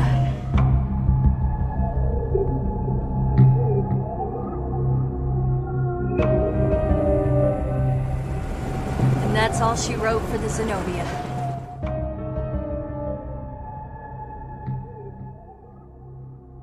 Did that level of direction, did that differ in extent as compared to your manga and anime roles? No. No? Okay. Similar. Yeah, similar. Yeah. How closely, if at all, would you have worked with the other Resident Evil voice actors and actresses from Revelations during the recording sessions? Well, I didn't. Yeah. What you do is you go in, you have a 4-hour session. Okay. And you record by yourself. So, okay. There's the recording to picture, because they did motion capture a lot for Revelations. Yeah. So I spend part of the time doing motion capture and then part of the time doing, other dialogue and, battle stuff. Okay. Would you change any subtle cadence or tone to your portrayal of Jill? You've mentioned about the additional emotion, which I would agree with, because I think that would make it slightly a more realistic experience. Exactly. Because I just feel like if a character in any film, in any anime, in any video game, anything, if there's not a vulnerability of that character, it's hard to find a place to like them. You know what I mean? Yeah. I think you like somebody better if you have some sort of a connection emotionally with that character. Yeah. Oh, I completely agree. And I think that's why I hope you appreciate a lot of the questions that we've got in have all referred to your role in Revelations. Not so much so to Operation Raccoon City. I get that's no reference to any comparison in your portrayal. That's just indicative of the fact that there's real no narrative, story narrative in Operation Raccoon City. It's an unashamedly all out and out action game. If very quickly, if I can actually mention Operation Raccoon City, was there a particular difference in experience with that? What I've just said with regard to the gameplay, was that noticeable during your recording sessions for Operation Raccoon City? Yeah, I mean, Jill was barely in Raccoon City. I think I had like one day of recording for that. So, and it was kind of minute. She wasn't really involved with a lot of the actual fighting. Yeah. It was just part, I think more storyline for her, like a setup. So, yeah, that would be the difference. Like, I just didn't really feel like I was even a big part of the game because I don't even think she was a playable character. Well, one of the reasons why there was a lot of castanation in the community about Operation Raccoon City. It's a retelling of Resident Evil 2 and 3. Jill Valentine being the main protagonist of Resident Evil 3. So we would have loved to have seen a lot more of you, but I think it's done you a favour that perhaps you weren't so prominent in that game. And everyone, when they think of Michelle Ruff, we very much think of Jill Valentine, Resident Evil Revelations. Awesome! So do me a favour. Yeah, absolutely. Now, how long was the full recording process for Revelations and Operation Raccoon City? Did these two productions differ in extent in terms of the time? Yeah. Well, Revelations, I had more... there was more of Jill, so I was there for... I think I had 4 days on Revelations, and Raccoon City I went in one day. Yeah. And I recorded everything like in a few hours, so... completely different. Yeah, okay. Jill, Parker, you two are still on the case. What happened? We lost contact with Chris and Jessica. I've sent their last known coordinates to your terminals. The signal was lost over the ocean. I thought they were in the mountains chasing Veltro. But judging from their position, they must be... on a ship. I'll go back to HQ, take charge of the search and rescue. You two will be my eyes out there. After a change in gameplay style that the series took, with a move away from the slow-paced, low-ammo survival horror genre to a faster-paced, action-focused experience, significant numbers of Resident Evil fans, particularly those that had been loyal to the series in its beginnings, became disillusioned with the series, reflected in the sales figures for these action-driven installments. So, after the relative disappointments of Resident Evil 4 and 5 and the Umbrella and Darkside Chronicles games, Revelations heralded a brave return to the slower-paced survival horror, which had been so prominent in the series' roots. During your recording sessions for Revelations, was there a noticeable pressure emanating from Capcom's production team, due in part perhaps to these disappointing sales figures that had suffered prior to this change of direction back to the traditional gameplay? That's a really interesting question. Here's my take on it. I was in the booth, so probably Stephanie would get the brunt of that. And she sort of, I only hear what's going on in the booth when she presses her talkback button. So you're buffered from all the stress. So I'm buffered suffered. Yeah, I mean, there was yes, I could tell, like, when I walked into the room that there's definitely a stress to get the project done. Where the stress comes from, I don't know. You know, as an actor, I can't get involved in that because then that affects my performance. So, you know, I have to just keep a clear head, and it's good that I'm only talking to, you know, through talkback when Stephanie decides that, you know, she's ready to give me direction, because what happens is in any recording situation, the director, you know, you'll do a take and then you see the director turn around and they're talking with the producers and you're not really hearing what's going on. If they're saying, man, that sucked, or what are we doing?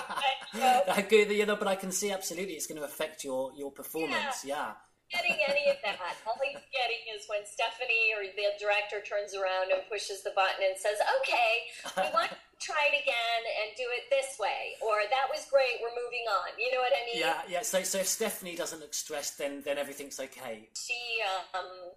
She manned the ship beautifully. If there was any stress going on, I didn't really feel it. Yeah, okay. The Resident Evil developers themselves, the developers of Revelations, you would have had very little communication with. I mean, were they just on a Skype?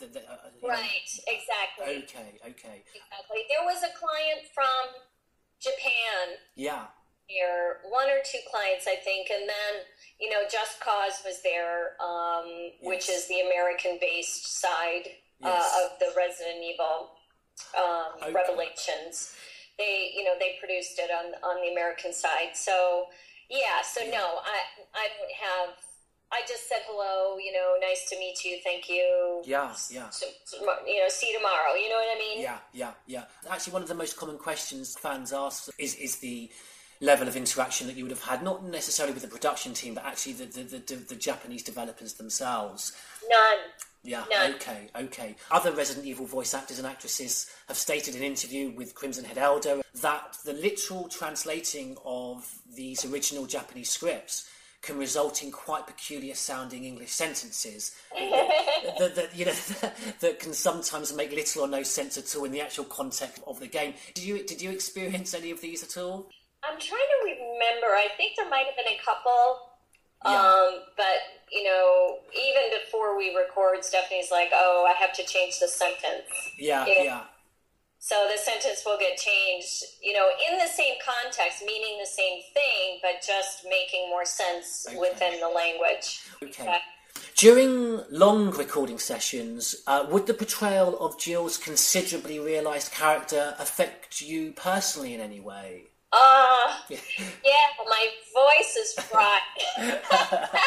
You're on this boat and you've got all this stress, the fighting and battle to survive, and then I imagine when you step out that booth, is it quite easy to sort of turn off? It takes me a little while to shake it off, but it's funny with Revelations that the client was there from Japan and they were only there for like a limited amount of time. Yeah. So I had to record back to back to back, like I think we did 4 days in a row. Yes. And the fifth day I had a looping job, which is a feature film I had to go and do some voiceover work on. Okay. And I was asked to read a commercial for like, it was just like for a radio that was coming off of, you know, it was in a scene. And I couldn't get through it. My voice was completely fried. Oh, wow. Yeah.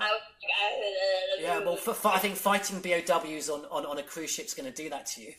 Yes. Reva De Paula, who voiced Rebecca Chambers, told me that they were kind enough, perhaps they didn't afford you this kindness, they allowed her to do all the screaming and shouting right at the end of the gig.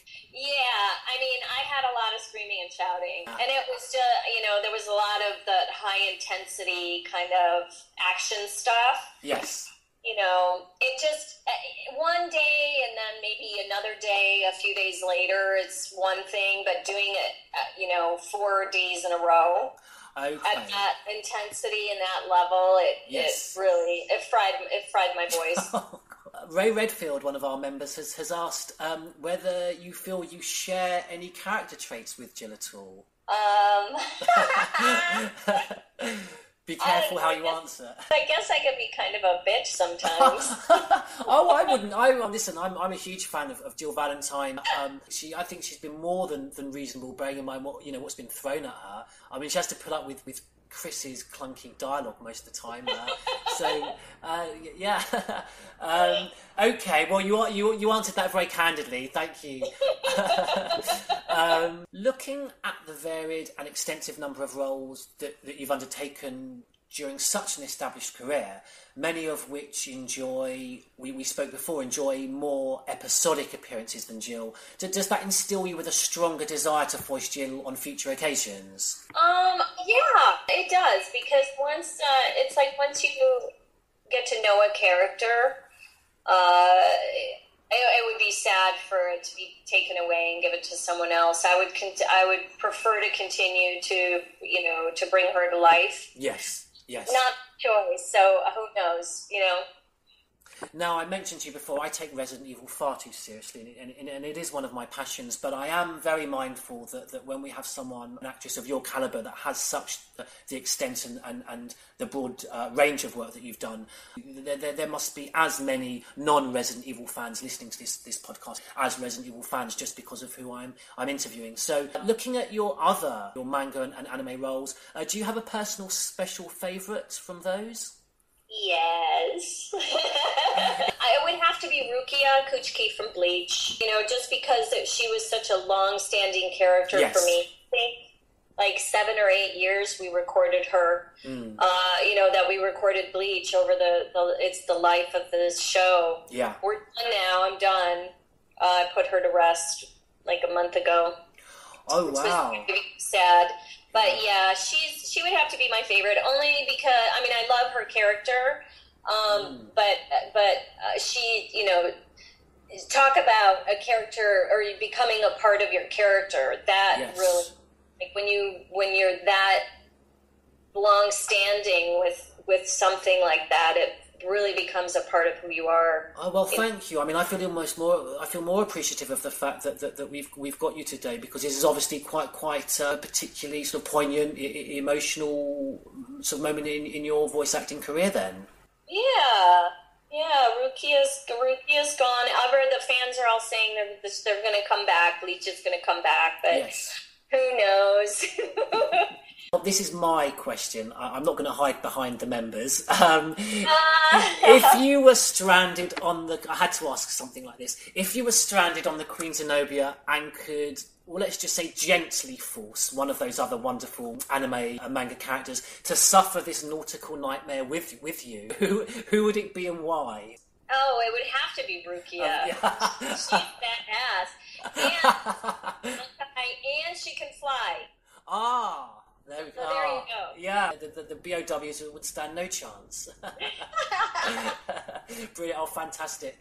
Well, what one final question, Michelle, if I may. You've been so considerate to answer all of these community questions. How would you describe your overall general experience working with Capcom's developers and production team as compared to experiences with other entertainment giants across your acting portfolio? Well, they're lovely. They're lovely people. Just Cause is amazing. Capcom. I've never, ever had a bad experience in the anime world. Everybody, this community, the video game community and the anime community are some of the nicest people that I've ever met, including the VAs. It's just, we're really, really fortunate to be doing what we're doing. And I have no complaints. Yeah, no complaints at all. Well, that's wonderful to hear, and and that certainly comes across in your performance. I felt it was fantastic, independent. It was your own, but it did have sort of shades, and you talk about that was purposeful, and I thank you for that, shades of the past Jill. And I thought it was a wonderful portrayal. Thank you. Yeah, the character they were that was definitely the one thing they were particular about, was making sure that the character of who she is remained. So, yeah, Thank you.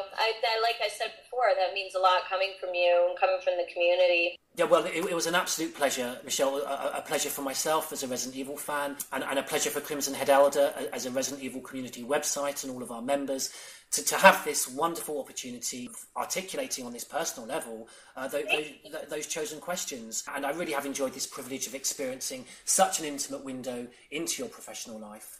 Thanks, Lord. You guys can connect with me on my Facebook page. It's Michelle Ruff Voiceover. Hit me up there. I try and get back to everybody. try and answer everybody's emails and read all your comments and everything. So that's Michelle Ruff Voiceover.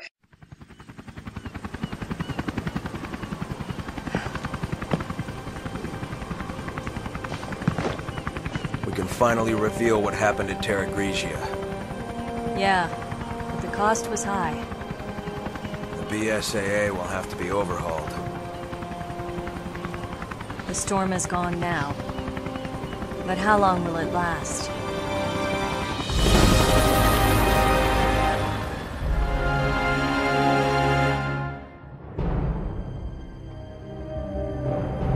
This is Michelle Ruff, the voice of Jill Valentine.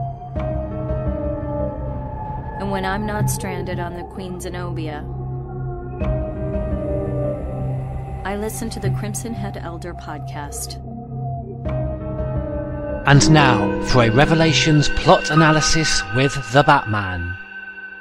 So the plot of Revelations really begins in 2001 when Morgan Lansdale, a former military man and now advisor to the Global Pharmaceutical Consortium, campaigns in the US Congress about the lack of specialised agencies specifically trained to combat bioterrorism. By this point, the raccoon trials of the People versus the Umbrella Corporation had effectively stalled due to the deep pockets and political manoeuvring of one Oswell E. Spencer.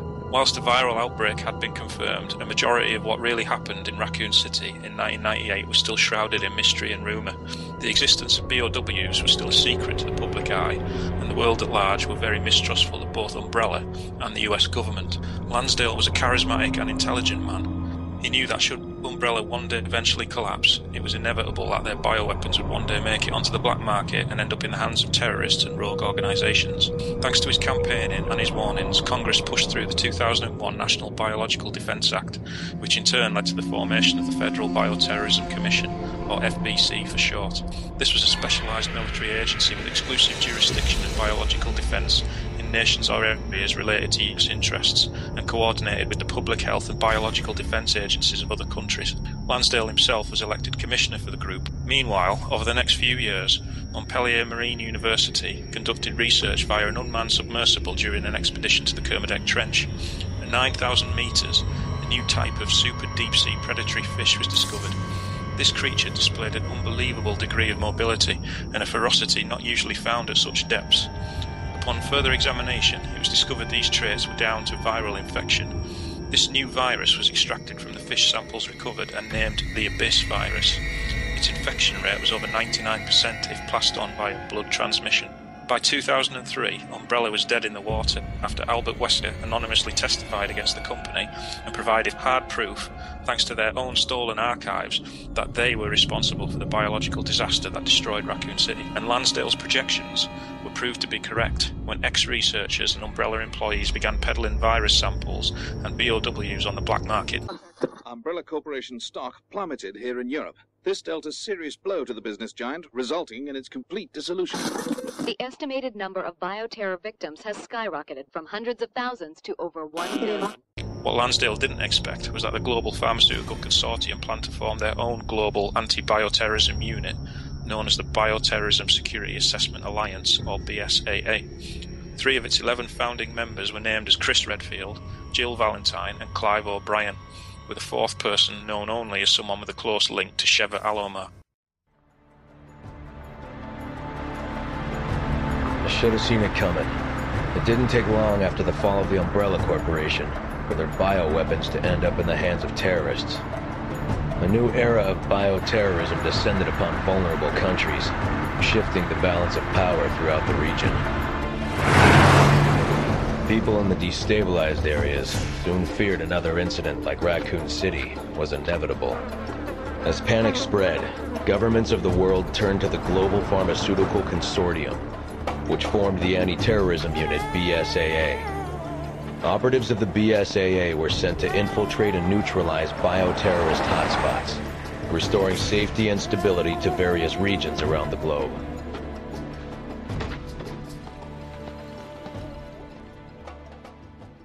By now, Albert Wesker had created an alliance with another pharmaceutical corporation known as Tricell, and provided up-and-coming employee Excella Gioni with a host of information from Umbrella's stolen archives. This data would help jumpstart Tricell's own illegal biological weapons program. With the demise of Umbrella, Morgan Lansdale secretly harboured fears that there would be no longer a need for a man like him in this world, and that the FBC would soon become irrelevant and useless in the bigger picture of things, especially with the emergence of the BSAA to come in the near future. Despite everything he had campaigned for to make the world safer, he now secretly harboured a desire for a major biological catastrophe to occur, a repeat of Raccoon City, so that he could show the watching world that the FBC had the ability not only to clean up such disasters, but that they would need even more power and authority in order to do so better in the future.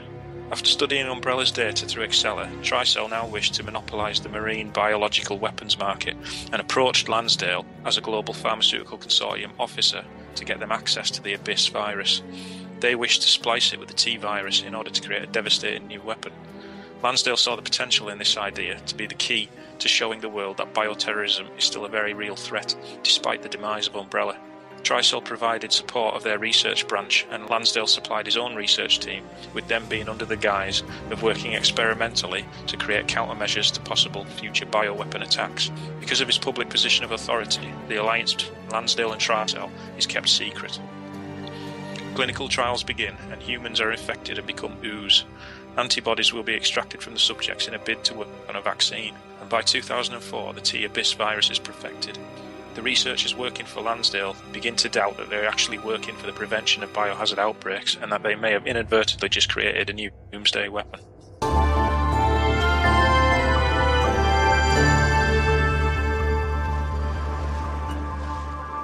This sunny and idyllic Mediterranean coast was the site of one of the world's greatest structures. It took a full 11 years to finish constructing the world's first aquapolis, the floating city of Terra Grigia. A sustainable metropolis operating on a massive solar energy matrix and equipped with the latest green technologies. Never before had solar energy been used to supply power to an entire city. Although Morgan Lansdale and the research team sent by Tricell had created a devastating new virus, it would not be viable and they would not be able to control it until they developed a suitable vaccine. The research team noted that they need to do more clinical trials for the vaccine research. Some higher-ups from Tricell suggested a man-made pandemic to create the amount of test subjects they would need. Morgan Lansdale agreed to this, as not only would it provide valuable data in their goal to create the vaccine, it would also create a large-scale public incident in which to make the FBC more popular and powerful when they dealt with the aftermath, showing the US government that they needed even more power and authority if they were able to do their job properly. With the world's eyes on the newly completed floating city of Terra Grigia, it seemed like the perfect target. Lansdale makes contact with an Italian-based terrorist group called El Veltro, who have been actively opposing the city's construction, and offers them a deal. Cause a bioterror outbreak at the city and then let the FBC deal with it. This would raise the profile of both the FBC and Veltro, making their voice heard on a global scale. Veltro's leader, Jack Norman, accepts the offer, but he does not trust Lansdale, and so makes sure that every correspondence with him is recorded. The means of dispersion? The cruise ship is equipped with a UAV. That is your delivery system. Very well. Now show me the goods.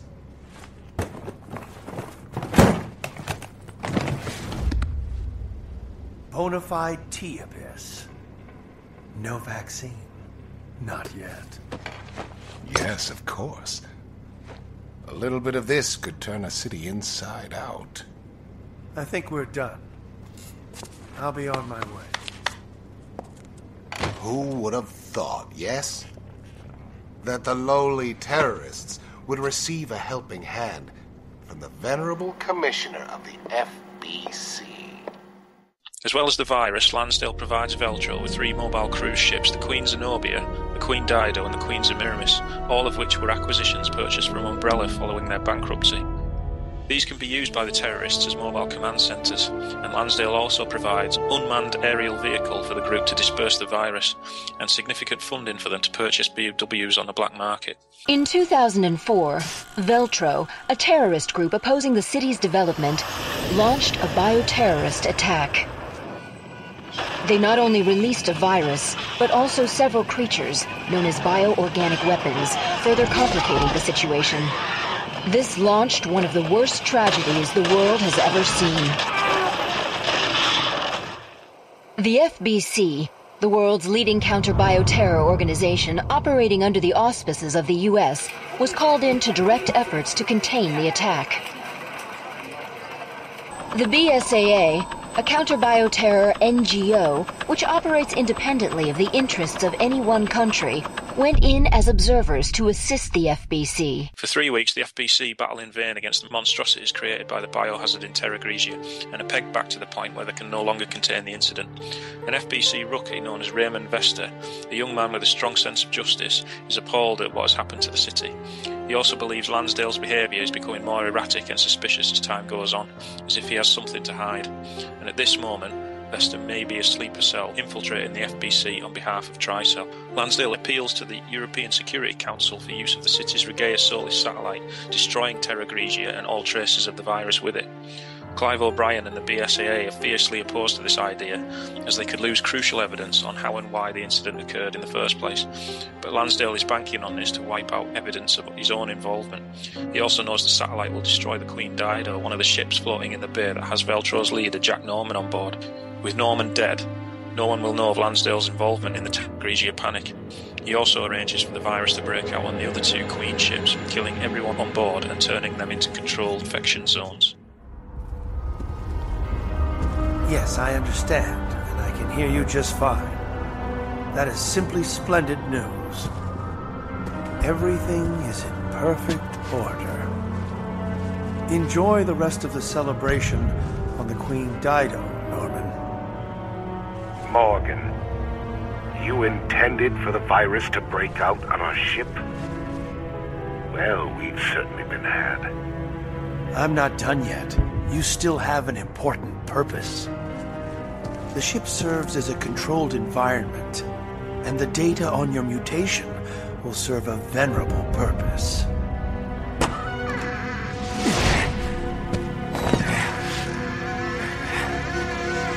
The boldness of your self-absorbed ambitions is impressive. I am always disgusted by what you Americans can dream up. I will take that as a compliment. We knew that you could end up being a liability. So we've kept video records of all of our interactions. If they go public, your life is finished. You may do as you please. Use of the satellite has been approved. The new virus will be completely eradicated. You bastard!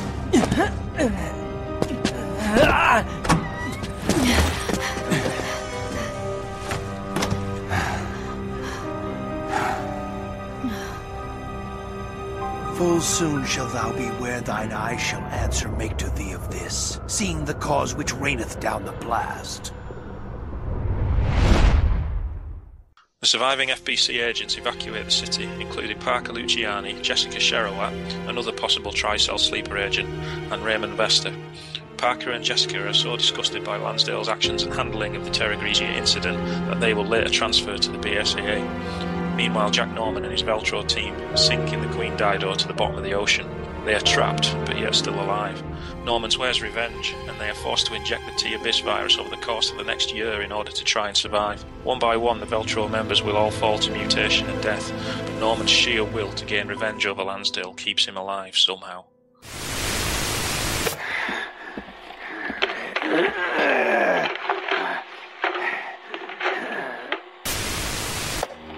The Queen Dido is already deep below the sea. There's no escape, no chance of survival.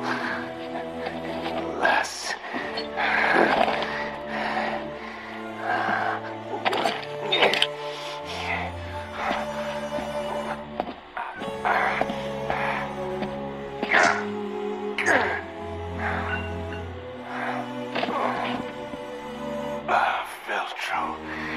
honor of thy name, we accept our wrongdoing and transmute our flesh in remembrance of our sins.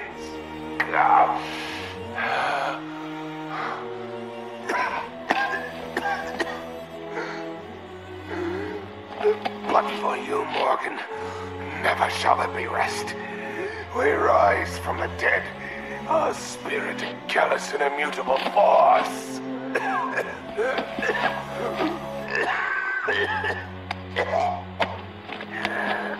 All of our interactions are right in here. We shall become guardians of the truth for as many years as it may take.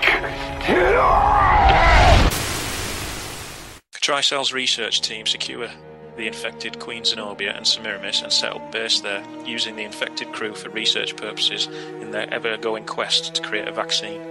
Each ship is now a controlled infection zone for research data collection, and over the course of the next year they will continue work on a vaccine using data from the live test subjects on each ship and collated information gathered from the Terra Grigia panic.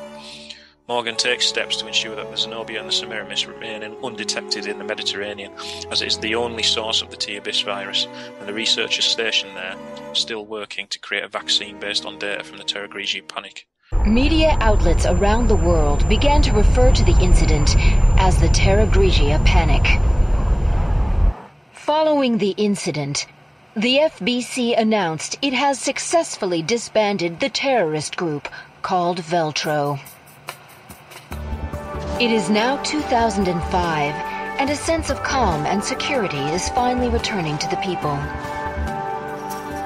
But, as you can see, the lost city of Terra Grigia remains inaccessible, a silent and potent symbol of the threat that Bioterra poses for people around the world.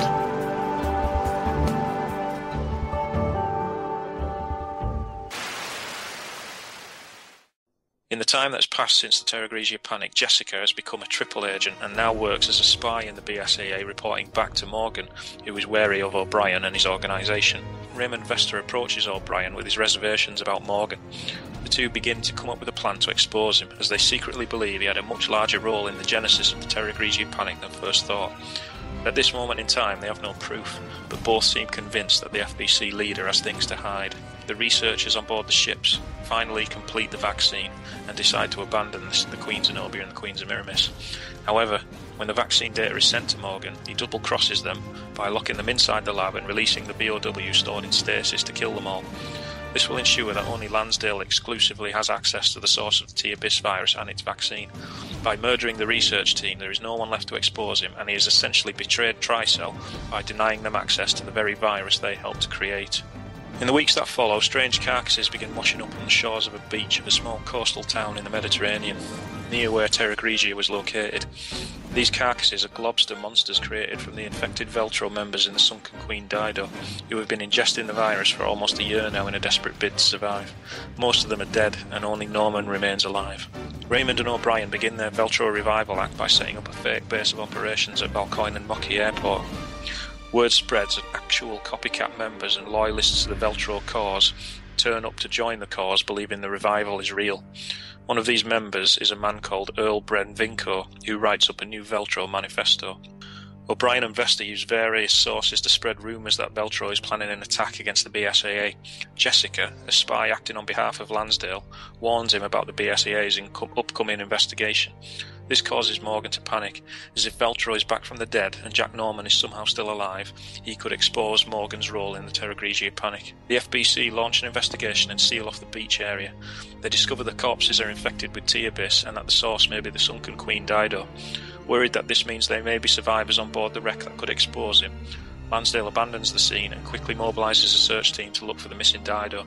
At the same time, he orders Raymond Vester and Rachel Foley to board the Queen Zenobia to search for possible survivors from the research team. Raymond relays this info to O'Brien and they agree to launch their plan to expose Morgan. At this moment in time, Raymond and Jessica are of course secret Tricell agents, triple agents. Their goal is to acquire the Abyss sample following Morgan's betrayal of them. However, they are at odds with each other, as Raymond has a strong sense of justice and wants Lansdale exposing for his crimes. Jessica, on the other hand, seems perfectly content being Morgan's mole. Before their mission, Excella Gioni, in her position as a Global Pharmaceutical Consortium officer, interviews Jessica about her experiences with the T-Abyss virus. O'Brien orders Chris and Jessica to investigate the Veltro base at Volcoin and Mocky Airport. Before they depart, Jessica informs Morgan of the base's location. This causes Morgan to organise an attack on a base using BOWs to wipe out the Veltro members stationed there that he believes are real. Lansdale arranges for a freighter plane to take off from the Radicia del Monte Air Base with a consignment of the new Farafello Hunter BOWs and orders them to go to the Valcoin and Mocky Airport. This explains why the flight manifest you find in the game says the plane is on its way to the airport. It's already been there. Raymond and Rachel arrive at the Queen Zenobia. Rachel sets up the fake dummy Chris, whilst Raymond steers the ship off its intended course, away from the Queen Semiramis. This is so Morgan will lose track of the ship. And O'Brien launches an investigation into the creatures on the beach and asks Jill and Parker to join him. I assume you both know that the FBC has cordoned off the entire area. However, in the past few weeks, a number of mysterious carcasses have washed up. I guess the FBC couldn't cover up a mess this big, huh? Anyone who knows what happened here is going to put two and two together. And that's why I've sent the BSAA in to investigate.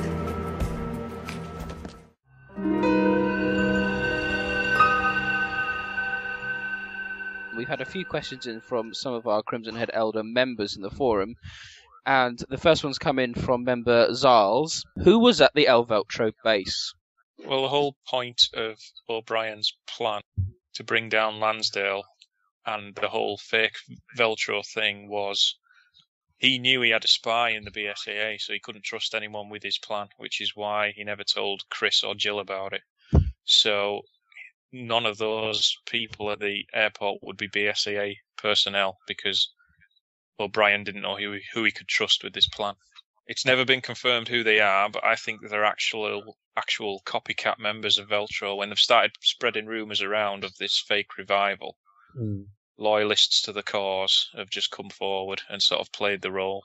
Because I think you get a few files dotted around the base, and they're all quite authentic, and yeah, I think they're real Veltro soldiers. They've just been dug out of the doldrums.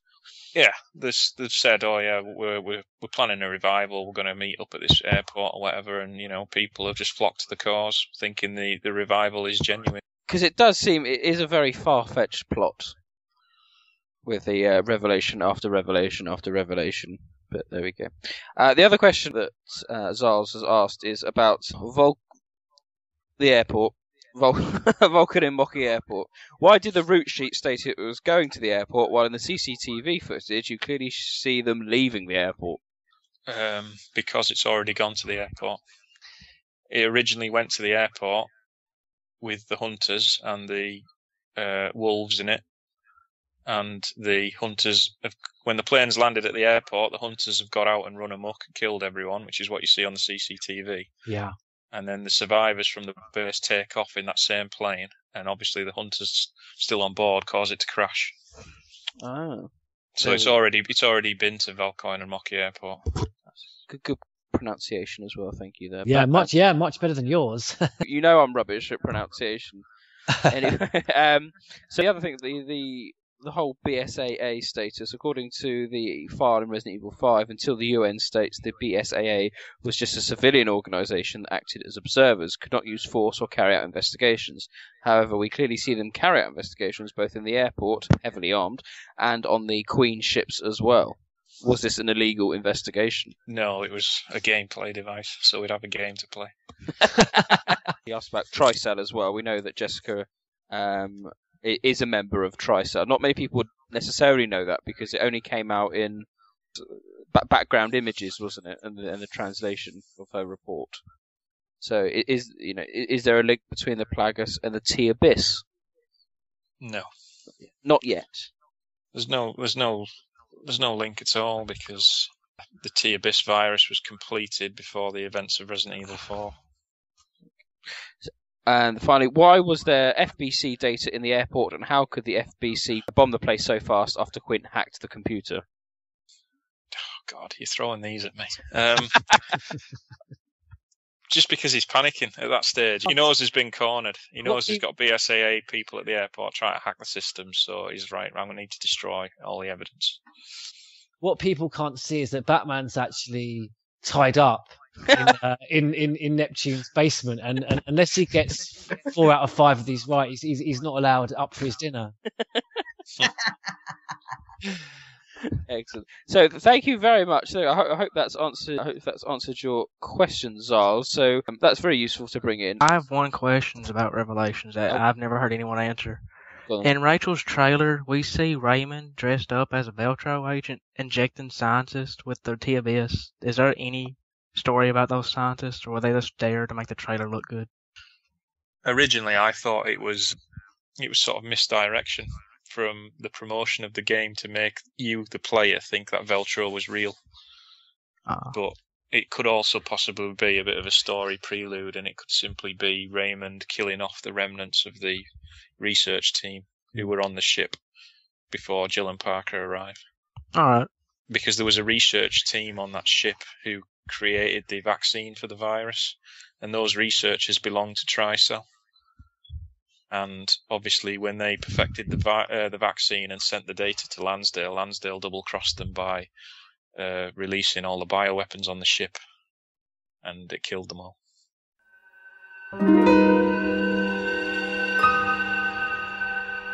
We're going to quickly just go around the panel members and see what they all think regarding Revelations 1. Generally, how do you think the passage of time has been to Revelations 1? Is it better than you thought? Is it worse than you thought? So we'll start with Crimson.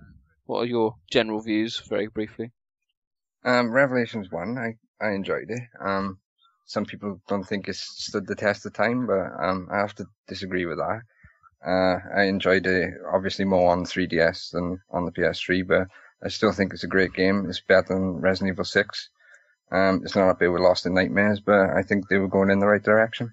USS Command? Like what Crimson said, I enjoyed the 3DS version more than the HD port. I thought the HD port was good, but it was a lot of missed opportunities with it. That's our favourite phrase. Batman? I have a love-hate relationship with it. Sometimes I play it and I think it's great, and other times I play it and I think it's boring as hell. I think it starts out promisingly, but it tails off pretty quickly. I prefer Resident Evil 6. Oh. Albert Wesker 187? I'm going to have to agree with USS Command and Crimson Head. The PS3 port was it was good, but the problem I had with the 3DS and the PS3 version is that in the PS3 version they took off the first-person camera, and in the 3DS it actually had it. I mean, I loved the game. I enjoyed the horror aspect of it, but I still believe that it was kind of wasted because they took off some features from the PS2 that they didn't have in the 3DS. But I actually personally loved the game a lot better than probably Resident Evil 6 personally, honestly. I loved it. Good. And finally, George Trevor.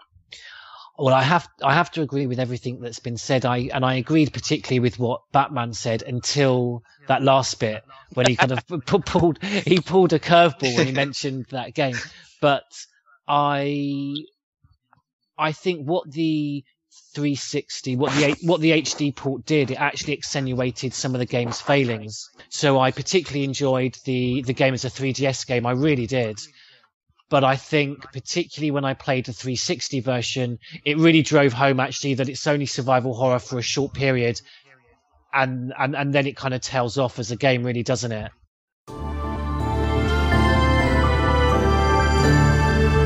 And now for a call from Crimson Head Elder resident Vito. Resident Evil Revelations. It's not actually my favorite game in the series, but it's not the worst either. In my opinion, this game is far superior than 6, 4, and 0, not to mention all the other spin-offs. I really had a great time playing it on my 3DS. It proved that a main game can actually work on a portable environment. In my opinion, the 3DS version is a far superior version of the game. I still, to this day, do not understand why the hell did they remove the laser sight. Couldn't they just give us the option like Resident Evil 6? I really hate the aim on their HD release. What is it called? Crosshairs? I really don't care. It's bad, just bad. I cannot believe there are still frame rate issues. What the hell, Capcom? Are your programmers really that incompetent? The PlayStation 3, 360, the Wii U, PC of all things are vastly superior to a 3DS. So I really don't know why the hell they couldn't fix this. There's also some sound issues that two of them are very noticeable at the start of Chapter 3. Really annoying to me. But the biggest complaint of mine of this release is the lack of extras. They only gave us 2 damn new characters for raid mode and only 3 costumes. That's it. That's nothing. Oh, no, wait. They also gave us a new creature which nobody even care about. They also made raid mode a fucking chore. It takes forever to level up. You only needed a leaderboard. They couldn't even implement that. Anyway, frankly, the only reason I have the game is because it looks nice alongside the PlayStation 3 versions of 5 and 6. Well, at least, this time Capcom actually released a fucking HD remaster on fucking disc.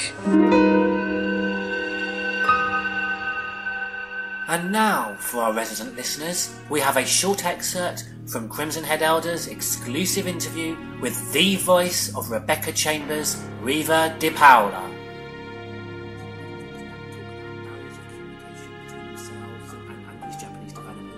Which even sometimes can throw up peculiar lines of dialogue which may to you seem completely out of context with the actual scene you're acting.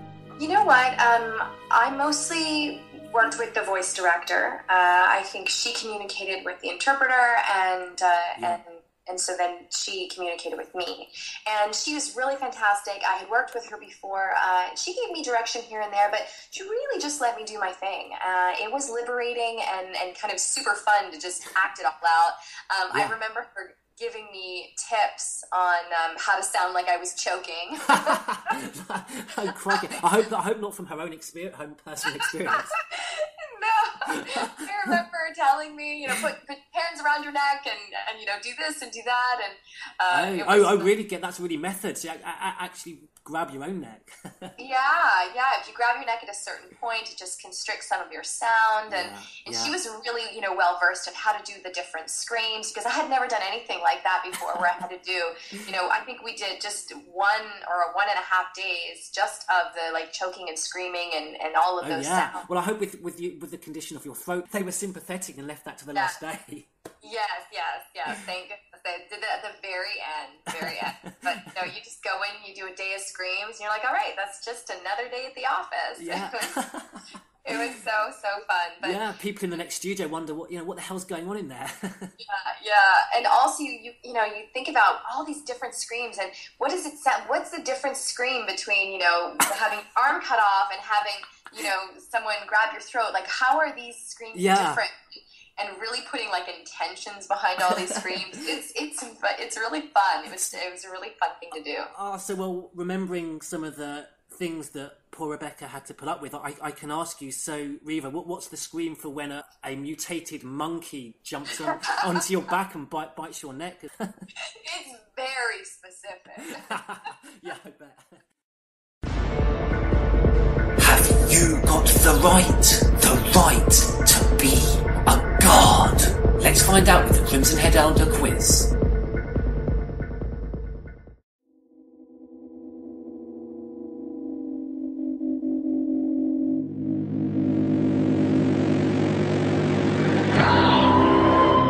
What do you know about Ouroboros?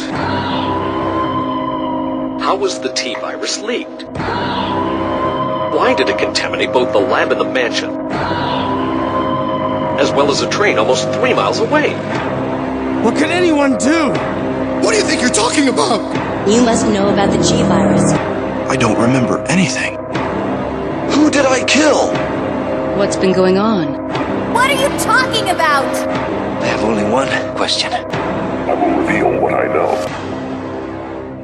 The right to be a god. The right is now mine. And would the first contestant please step forward? What is your name? Batman. What is your specialist subject? Resident Evil timeline.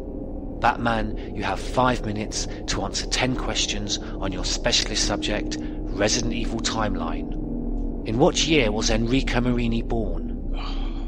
1959. Incorrect. The correct answer is 1957. I want the month and year that saw Alexia Ashford graduate from university. She was 10 years of age. July 1981. That is correct. Keeping with Miss Ashford, in Wesker Report 2, what is the month and year to which she was appointed as Chief Scientist to Umbrella's Antarctic Laboratory?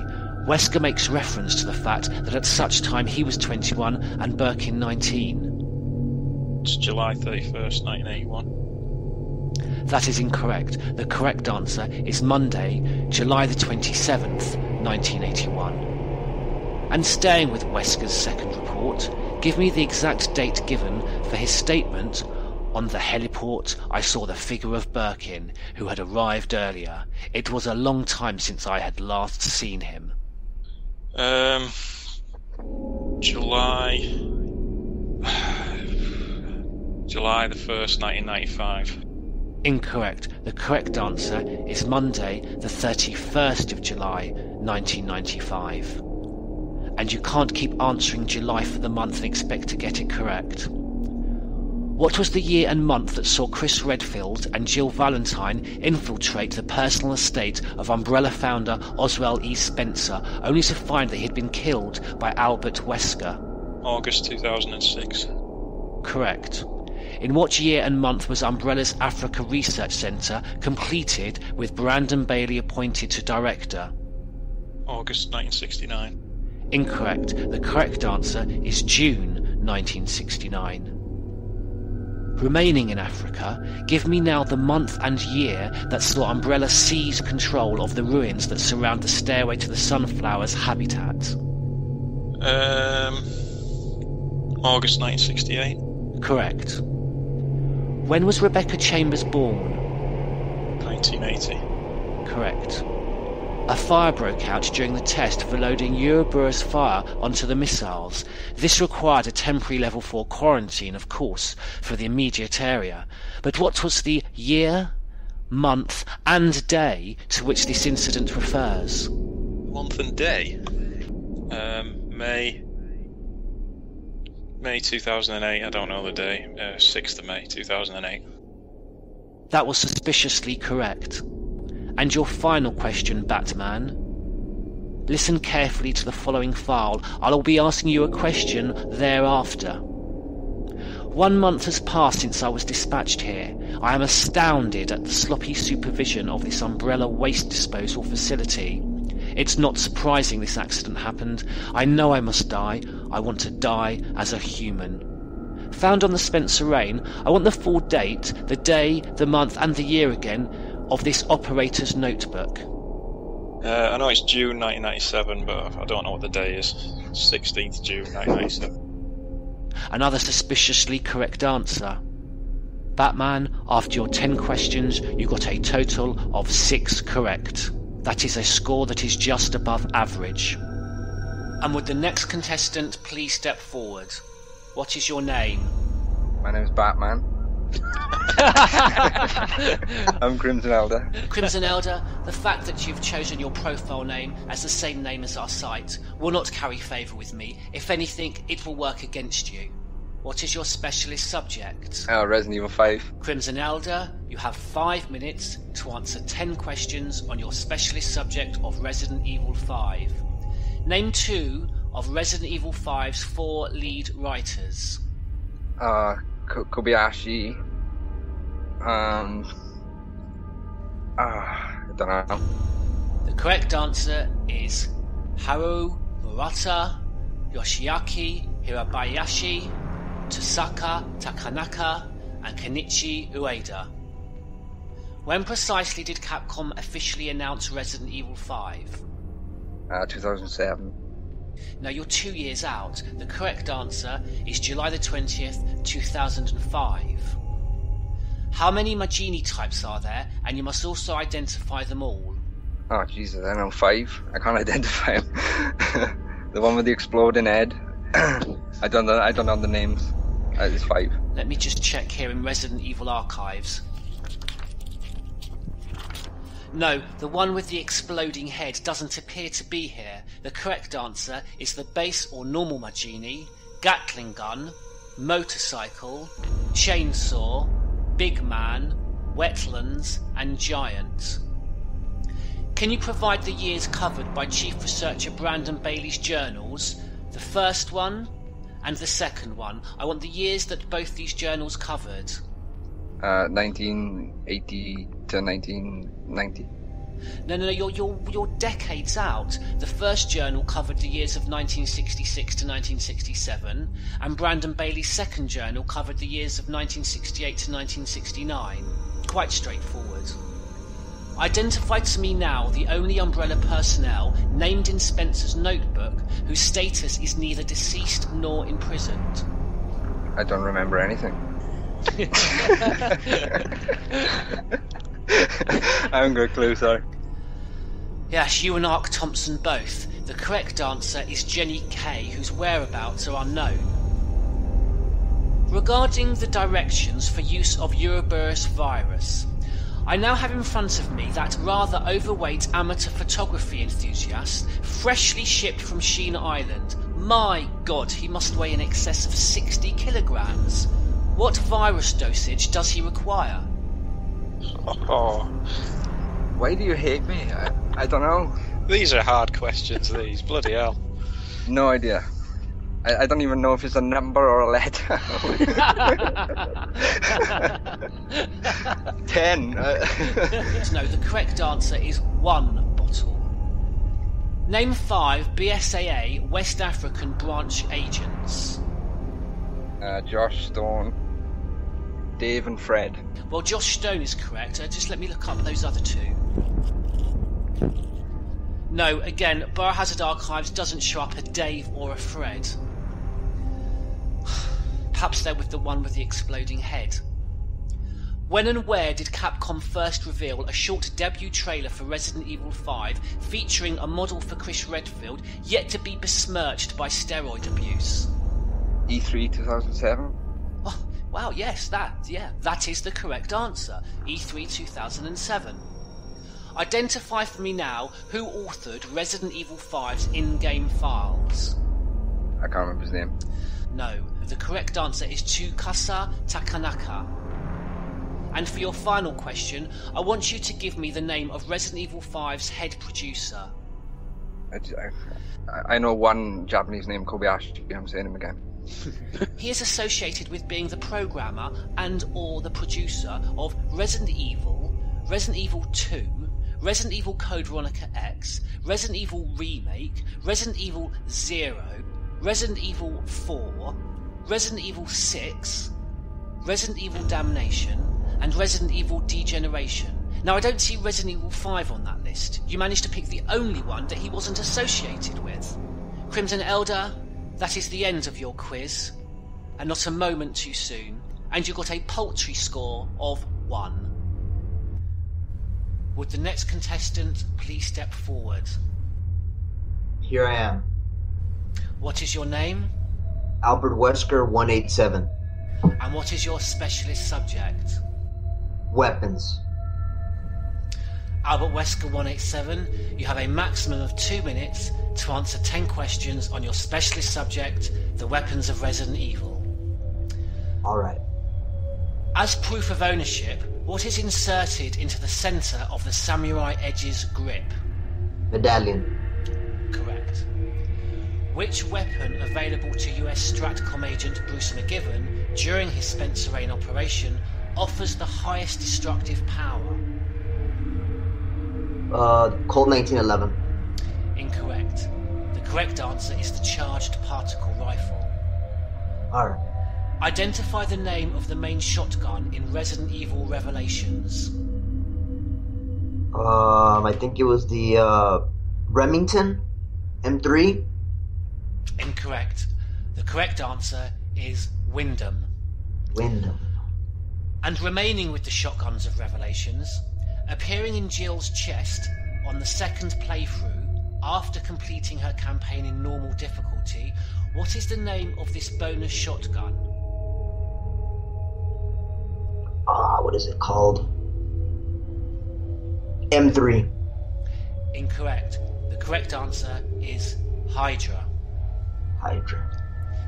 I am currently attending the Amateur Photography Club on Sheen Island, and I've been sat next to a rather overweight balding man with poor bodily hygiene. What is he gripping tightly in his right hand? A handgun. Incorrect. The correct answer is metal bar, because I am of course talking about Andy Holland. Including your knife, how many listed weapons for both Claire and Chris make up the total available armoury on Rockfall Island and Alfred's Antarctic base? 16. That is correct. I will be calling in the adjudicators to make sure that you don't have any available Resident Evil strategy guides to hand. Staying with Code Veronica, what is the secret of the gold Lugers?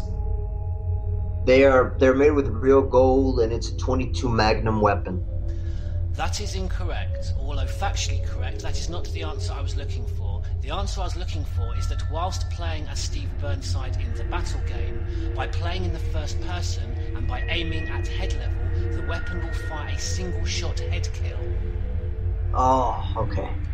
I want you to name 5 unused prototype weapons from the Resident Evil 2 beta, commonly known as Resident Evil 1.5, that were consequently dropped from the final build. Prototype rifle, rocket launcher, a Desert Eagle, a 50 caliber Magnum, and a Smith & Wesson M500. That is incorrect. The correct answers are flamethrower, the unknown or unnamed green handgun, the Spark Shock, the Coleco M950 pistol, the H&K MC51 machine gun, and hand grenades. Oh, okay. Resident Evil Zero's Leech Hunter game will reward the mediocre player, perhaps like yourself, with the equally mediocre grade of C.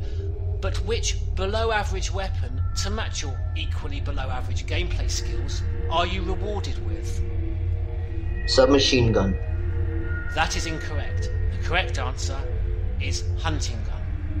Hunting gun. And your final question. 3 gun cases are lined up on the desk of Raccoon City Chief of Police Brian Irons. Tell me, if you can, who built these guns? Joseph Kendo. That is correct. Albert Wesker 187. Those are your questions, and you got a total of 3 correct. Okay, awesome. So, would the next contestant please step forward? What is your name? USS Command. And your specialist subject? Raccoon City. USS Command, you have 5 minutes to answer 10 questions on your specialist subject, Raccoon City, starting now. What is commonly seen as the catalyst for Raccoon City's major industrialization? The Umbrella Corporation's investing the city's building. Correct. Housing Raccoon City's prestigious university, and notably industrial in nature, give me the name of the Raccoon City district to which I must be referring. Cider District. We do not accept incorrect localization errors as correct. That is incorrect, and the correct answer is Cedar District. In what year was Mayor Michael Warren elected? 1982. Incorrect. The correct answer is 1987. Raccoon City's successful tram and subway systems were first designed in 1969 by which famous brothers? The Koch brothers. Correct. Prior to its destruction by missile launch, what was Raccoon City's approximate population? 100,000. Correct. Staying with that cataclysmic event, what was the date of said missile launch? October 2nd. Incorrect. The correct answer is dawn, Thursday, the 1st of October, 1998.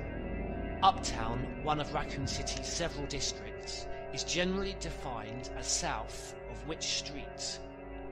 Interdale Street. Correct. Approximately how many of Raccoon City's inhabitants were on the payroll of the Umbrella Corporation, and I want your answer given as a percentage. 30%. Incorrect. The correct answer is 40%. Name Raccoon City's largest river. I have no clue. The correct answer is Marble River. I want you to identify in which district of Raccoon City one can find the municipal zoo. Uptown. Incorrect. The correct answer is Downtown. USS Command, you have answered all your questions and you have got a total of 4 correct. So, would the next contestant please step forward? What is your name? Neptune. And your specialist subject? Resident Evil Dead Aim. Neptune, you have 5 minutes to answer 10 questions on your specialist subject, Resident Evil Dead Aim. Name 2 of the 3 writers on Dead Aim, and I will deduct points for incorrect pronunciation. I don't know any of them. I don't know any of them. I couldn't tell you anything. Well, I don't think that's a laughing matter, your ignorance. But the correct answers are Noboru Sugimura. Oh man, I've gone on about pronunciation now. I've got to bloody pronounce them. Junichi Miyashita and Toyokazu Sakamoto. I'd only heard of the first one. Who is the game's music composer? I don't know. The correct answer is Nobuoshi Sano. Released in Japan as Biohazard Gun Survivor 4 Heroes Never Die, what was the release date?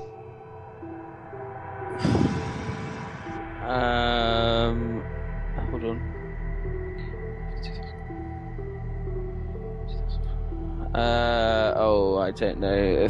3rd of June 2003. That is incorrect. The correct answer is February the 13th, 2003. Oh. Who is the voice actor for Morpheus D. Duval? Don't know, George. That is incorrect. The correct answer is Angus Waycott. Right.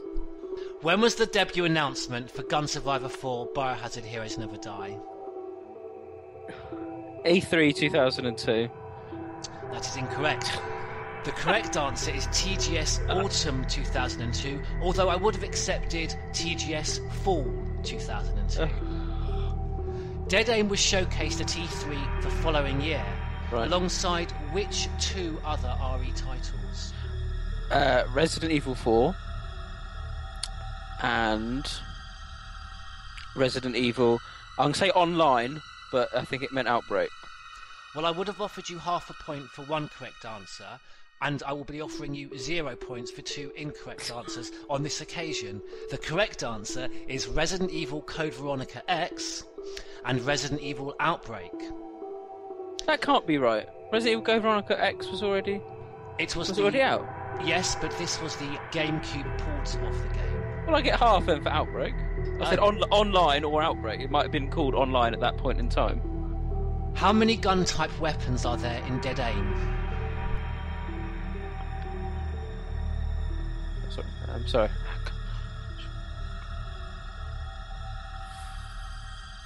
Five. That is incorrect. God's sake! The correct answer is 8. Oh. Who is the Spencer Rain waiter writing to when boasting about his new cushy job on a luxury cruiser? That is to his friend back at port. Incorrect. Oh, what? And when you say his friend back at port, is that a euphemism for his boyfriend? No.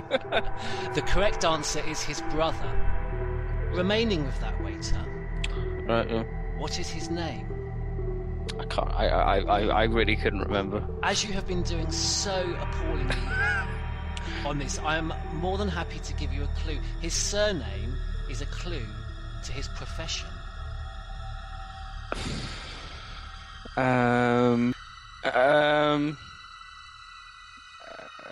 Stuart Glass. That is incorrect. Is it? The correct answer is Joseph Cater. Ah, right. Very apt. And for your final question... Jesus, yeah. Who was Fong Ling ordered to arrest by her Chinese employers shortly before her Spencer Rain mission, and what were the consequences of said arrest? I can imagine she was due to arrest Morpheus D. DeVal. That is incorrect. Oh. And if you had listened correctly to the question, you would have heard me say prior to her Spencer Rain mission, she was ordered to arrest her own brother, and the consequences of these actions were that he was arrested by the Chinese government and executed. Oh yes, I remember in the cutscene now, yes. Neptune, those are your 10 questions. You'll be pleased to know you did not score 0, because the adjudicator has confirmed that you did correctly answer Resident Evil Outbreak. So, Neptune, you have scored half a point. Yay! Half out of 10. Fantastic. And so concludes the Crimson Head Elder podcast quiz. Podcast File 1 winner with a score of 6 out of 10. The right to be a god. The Batman. Grand.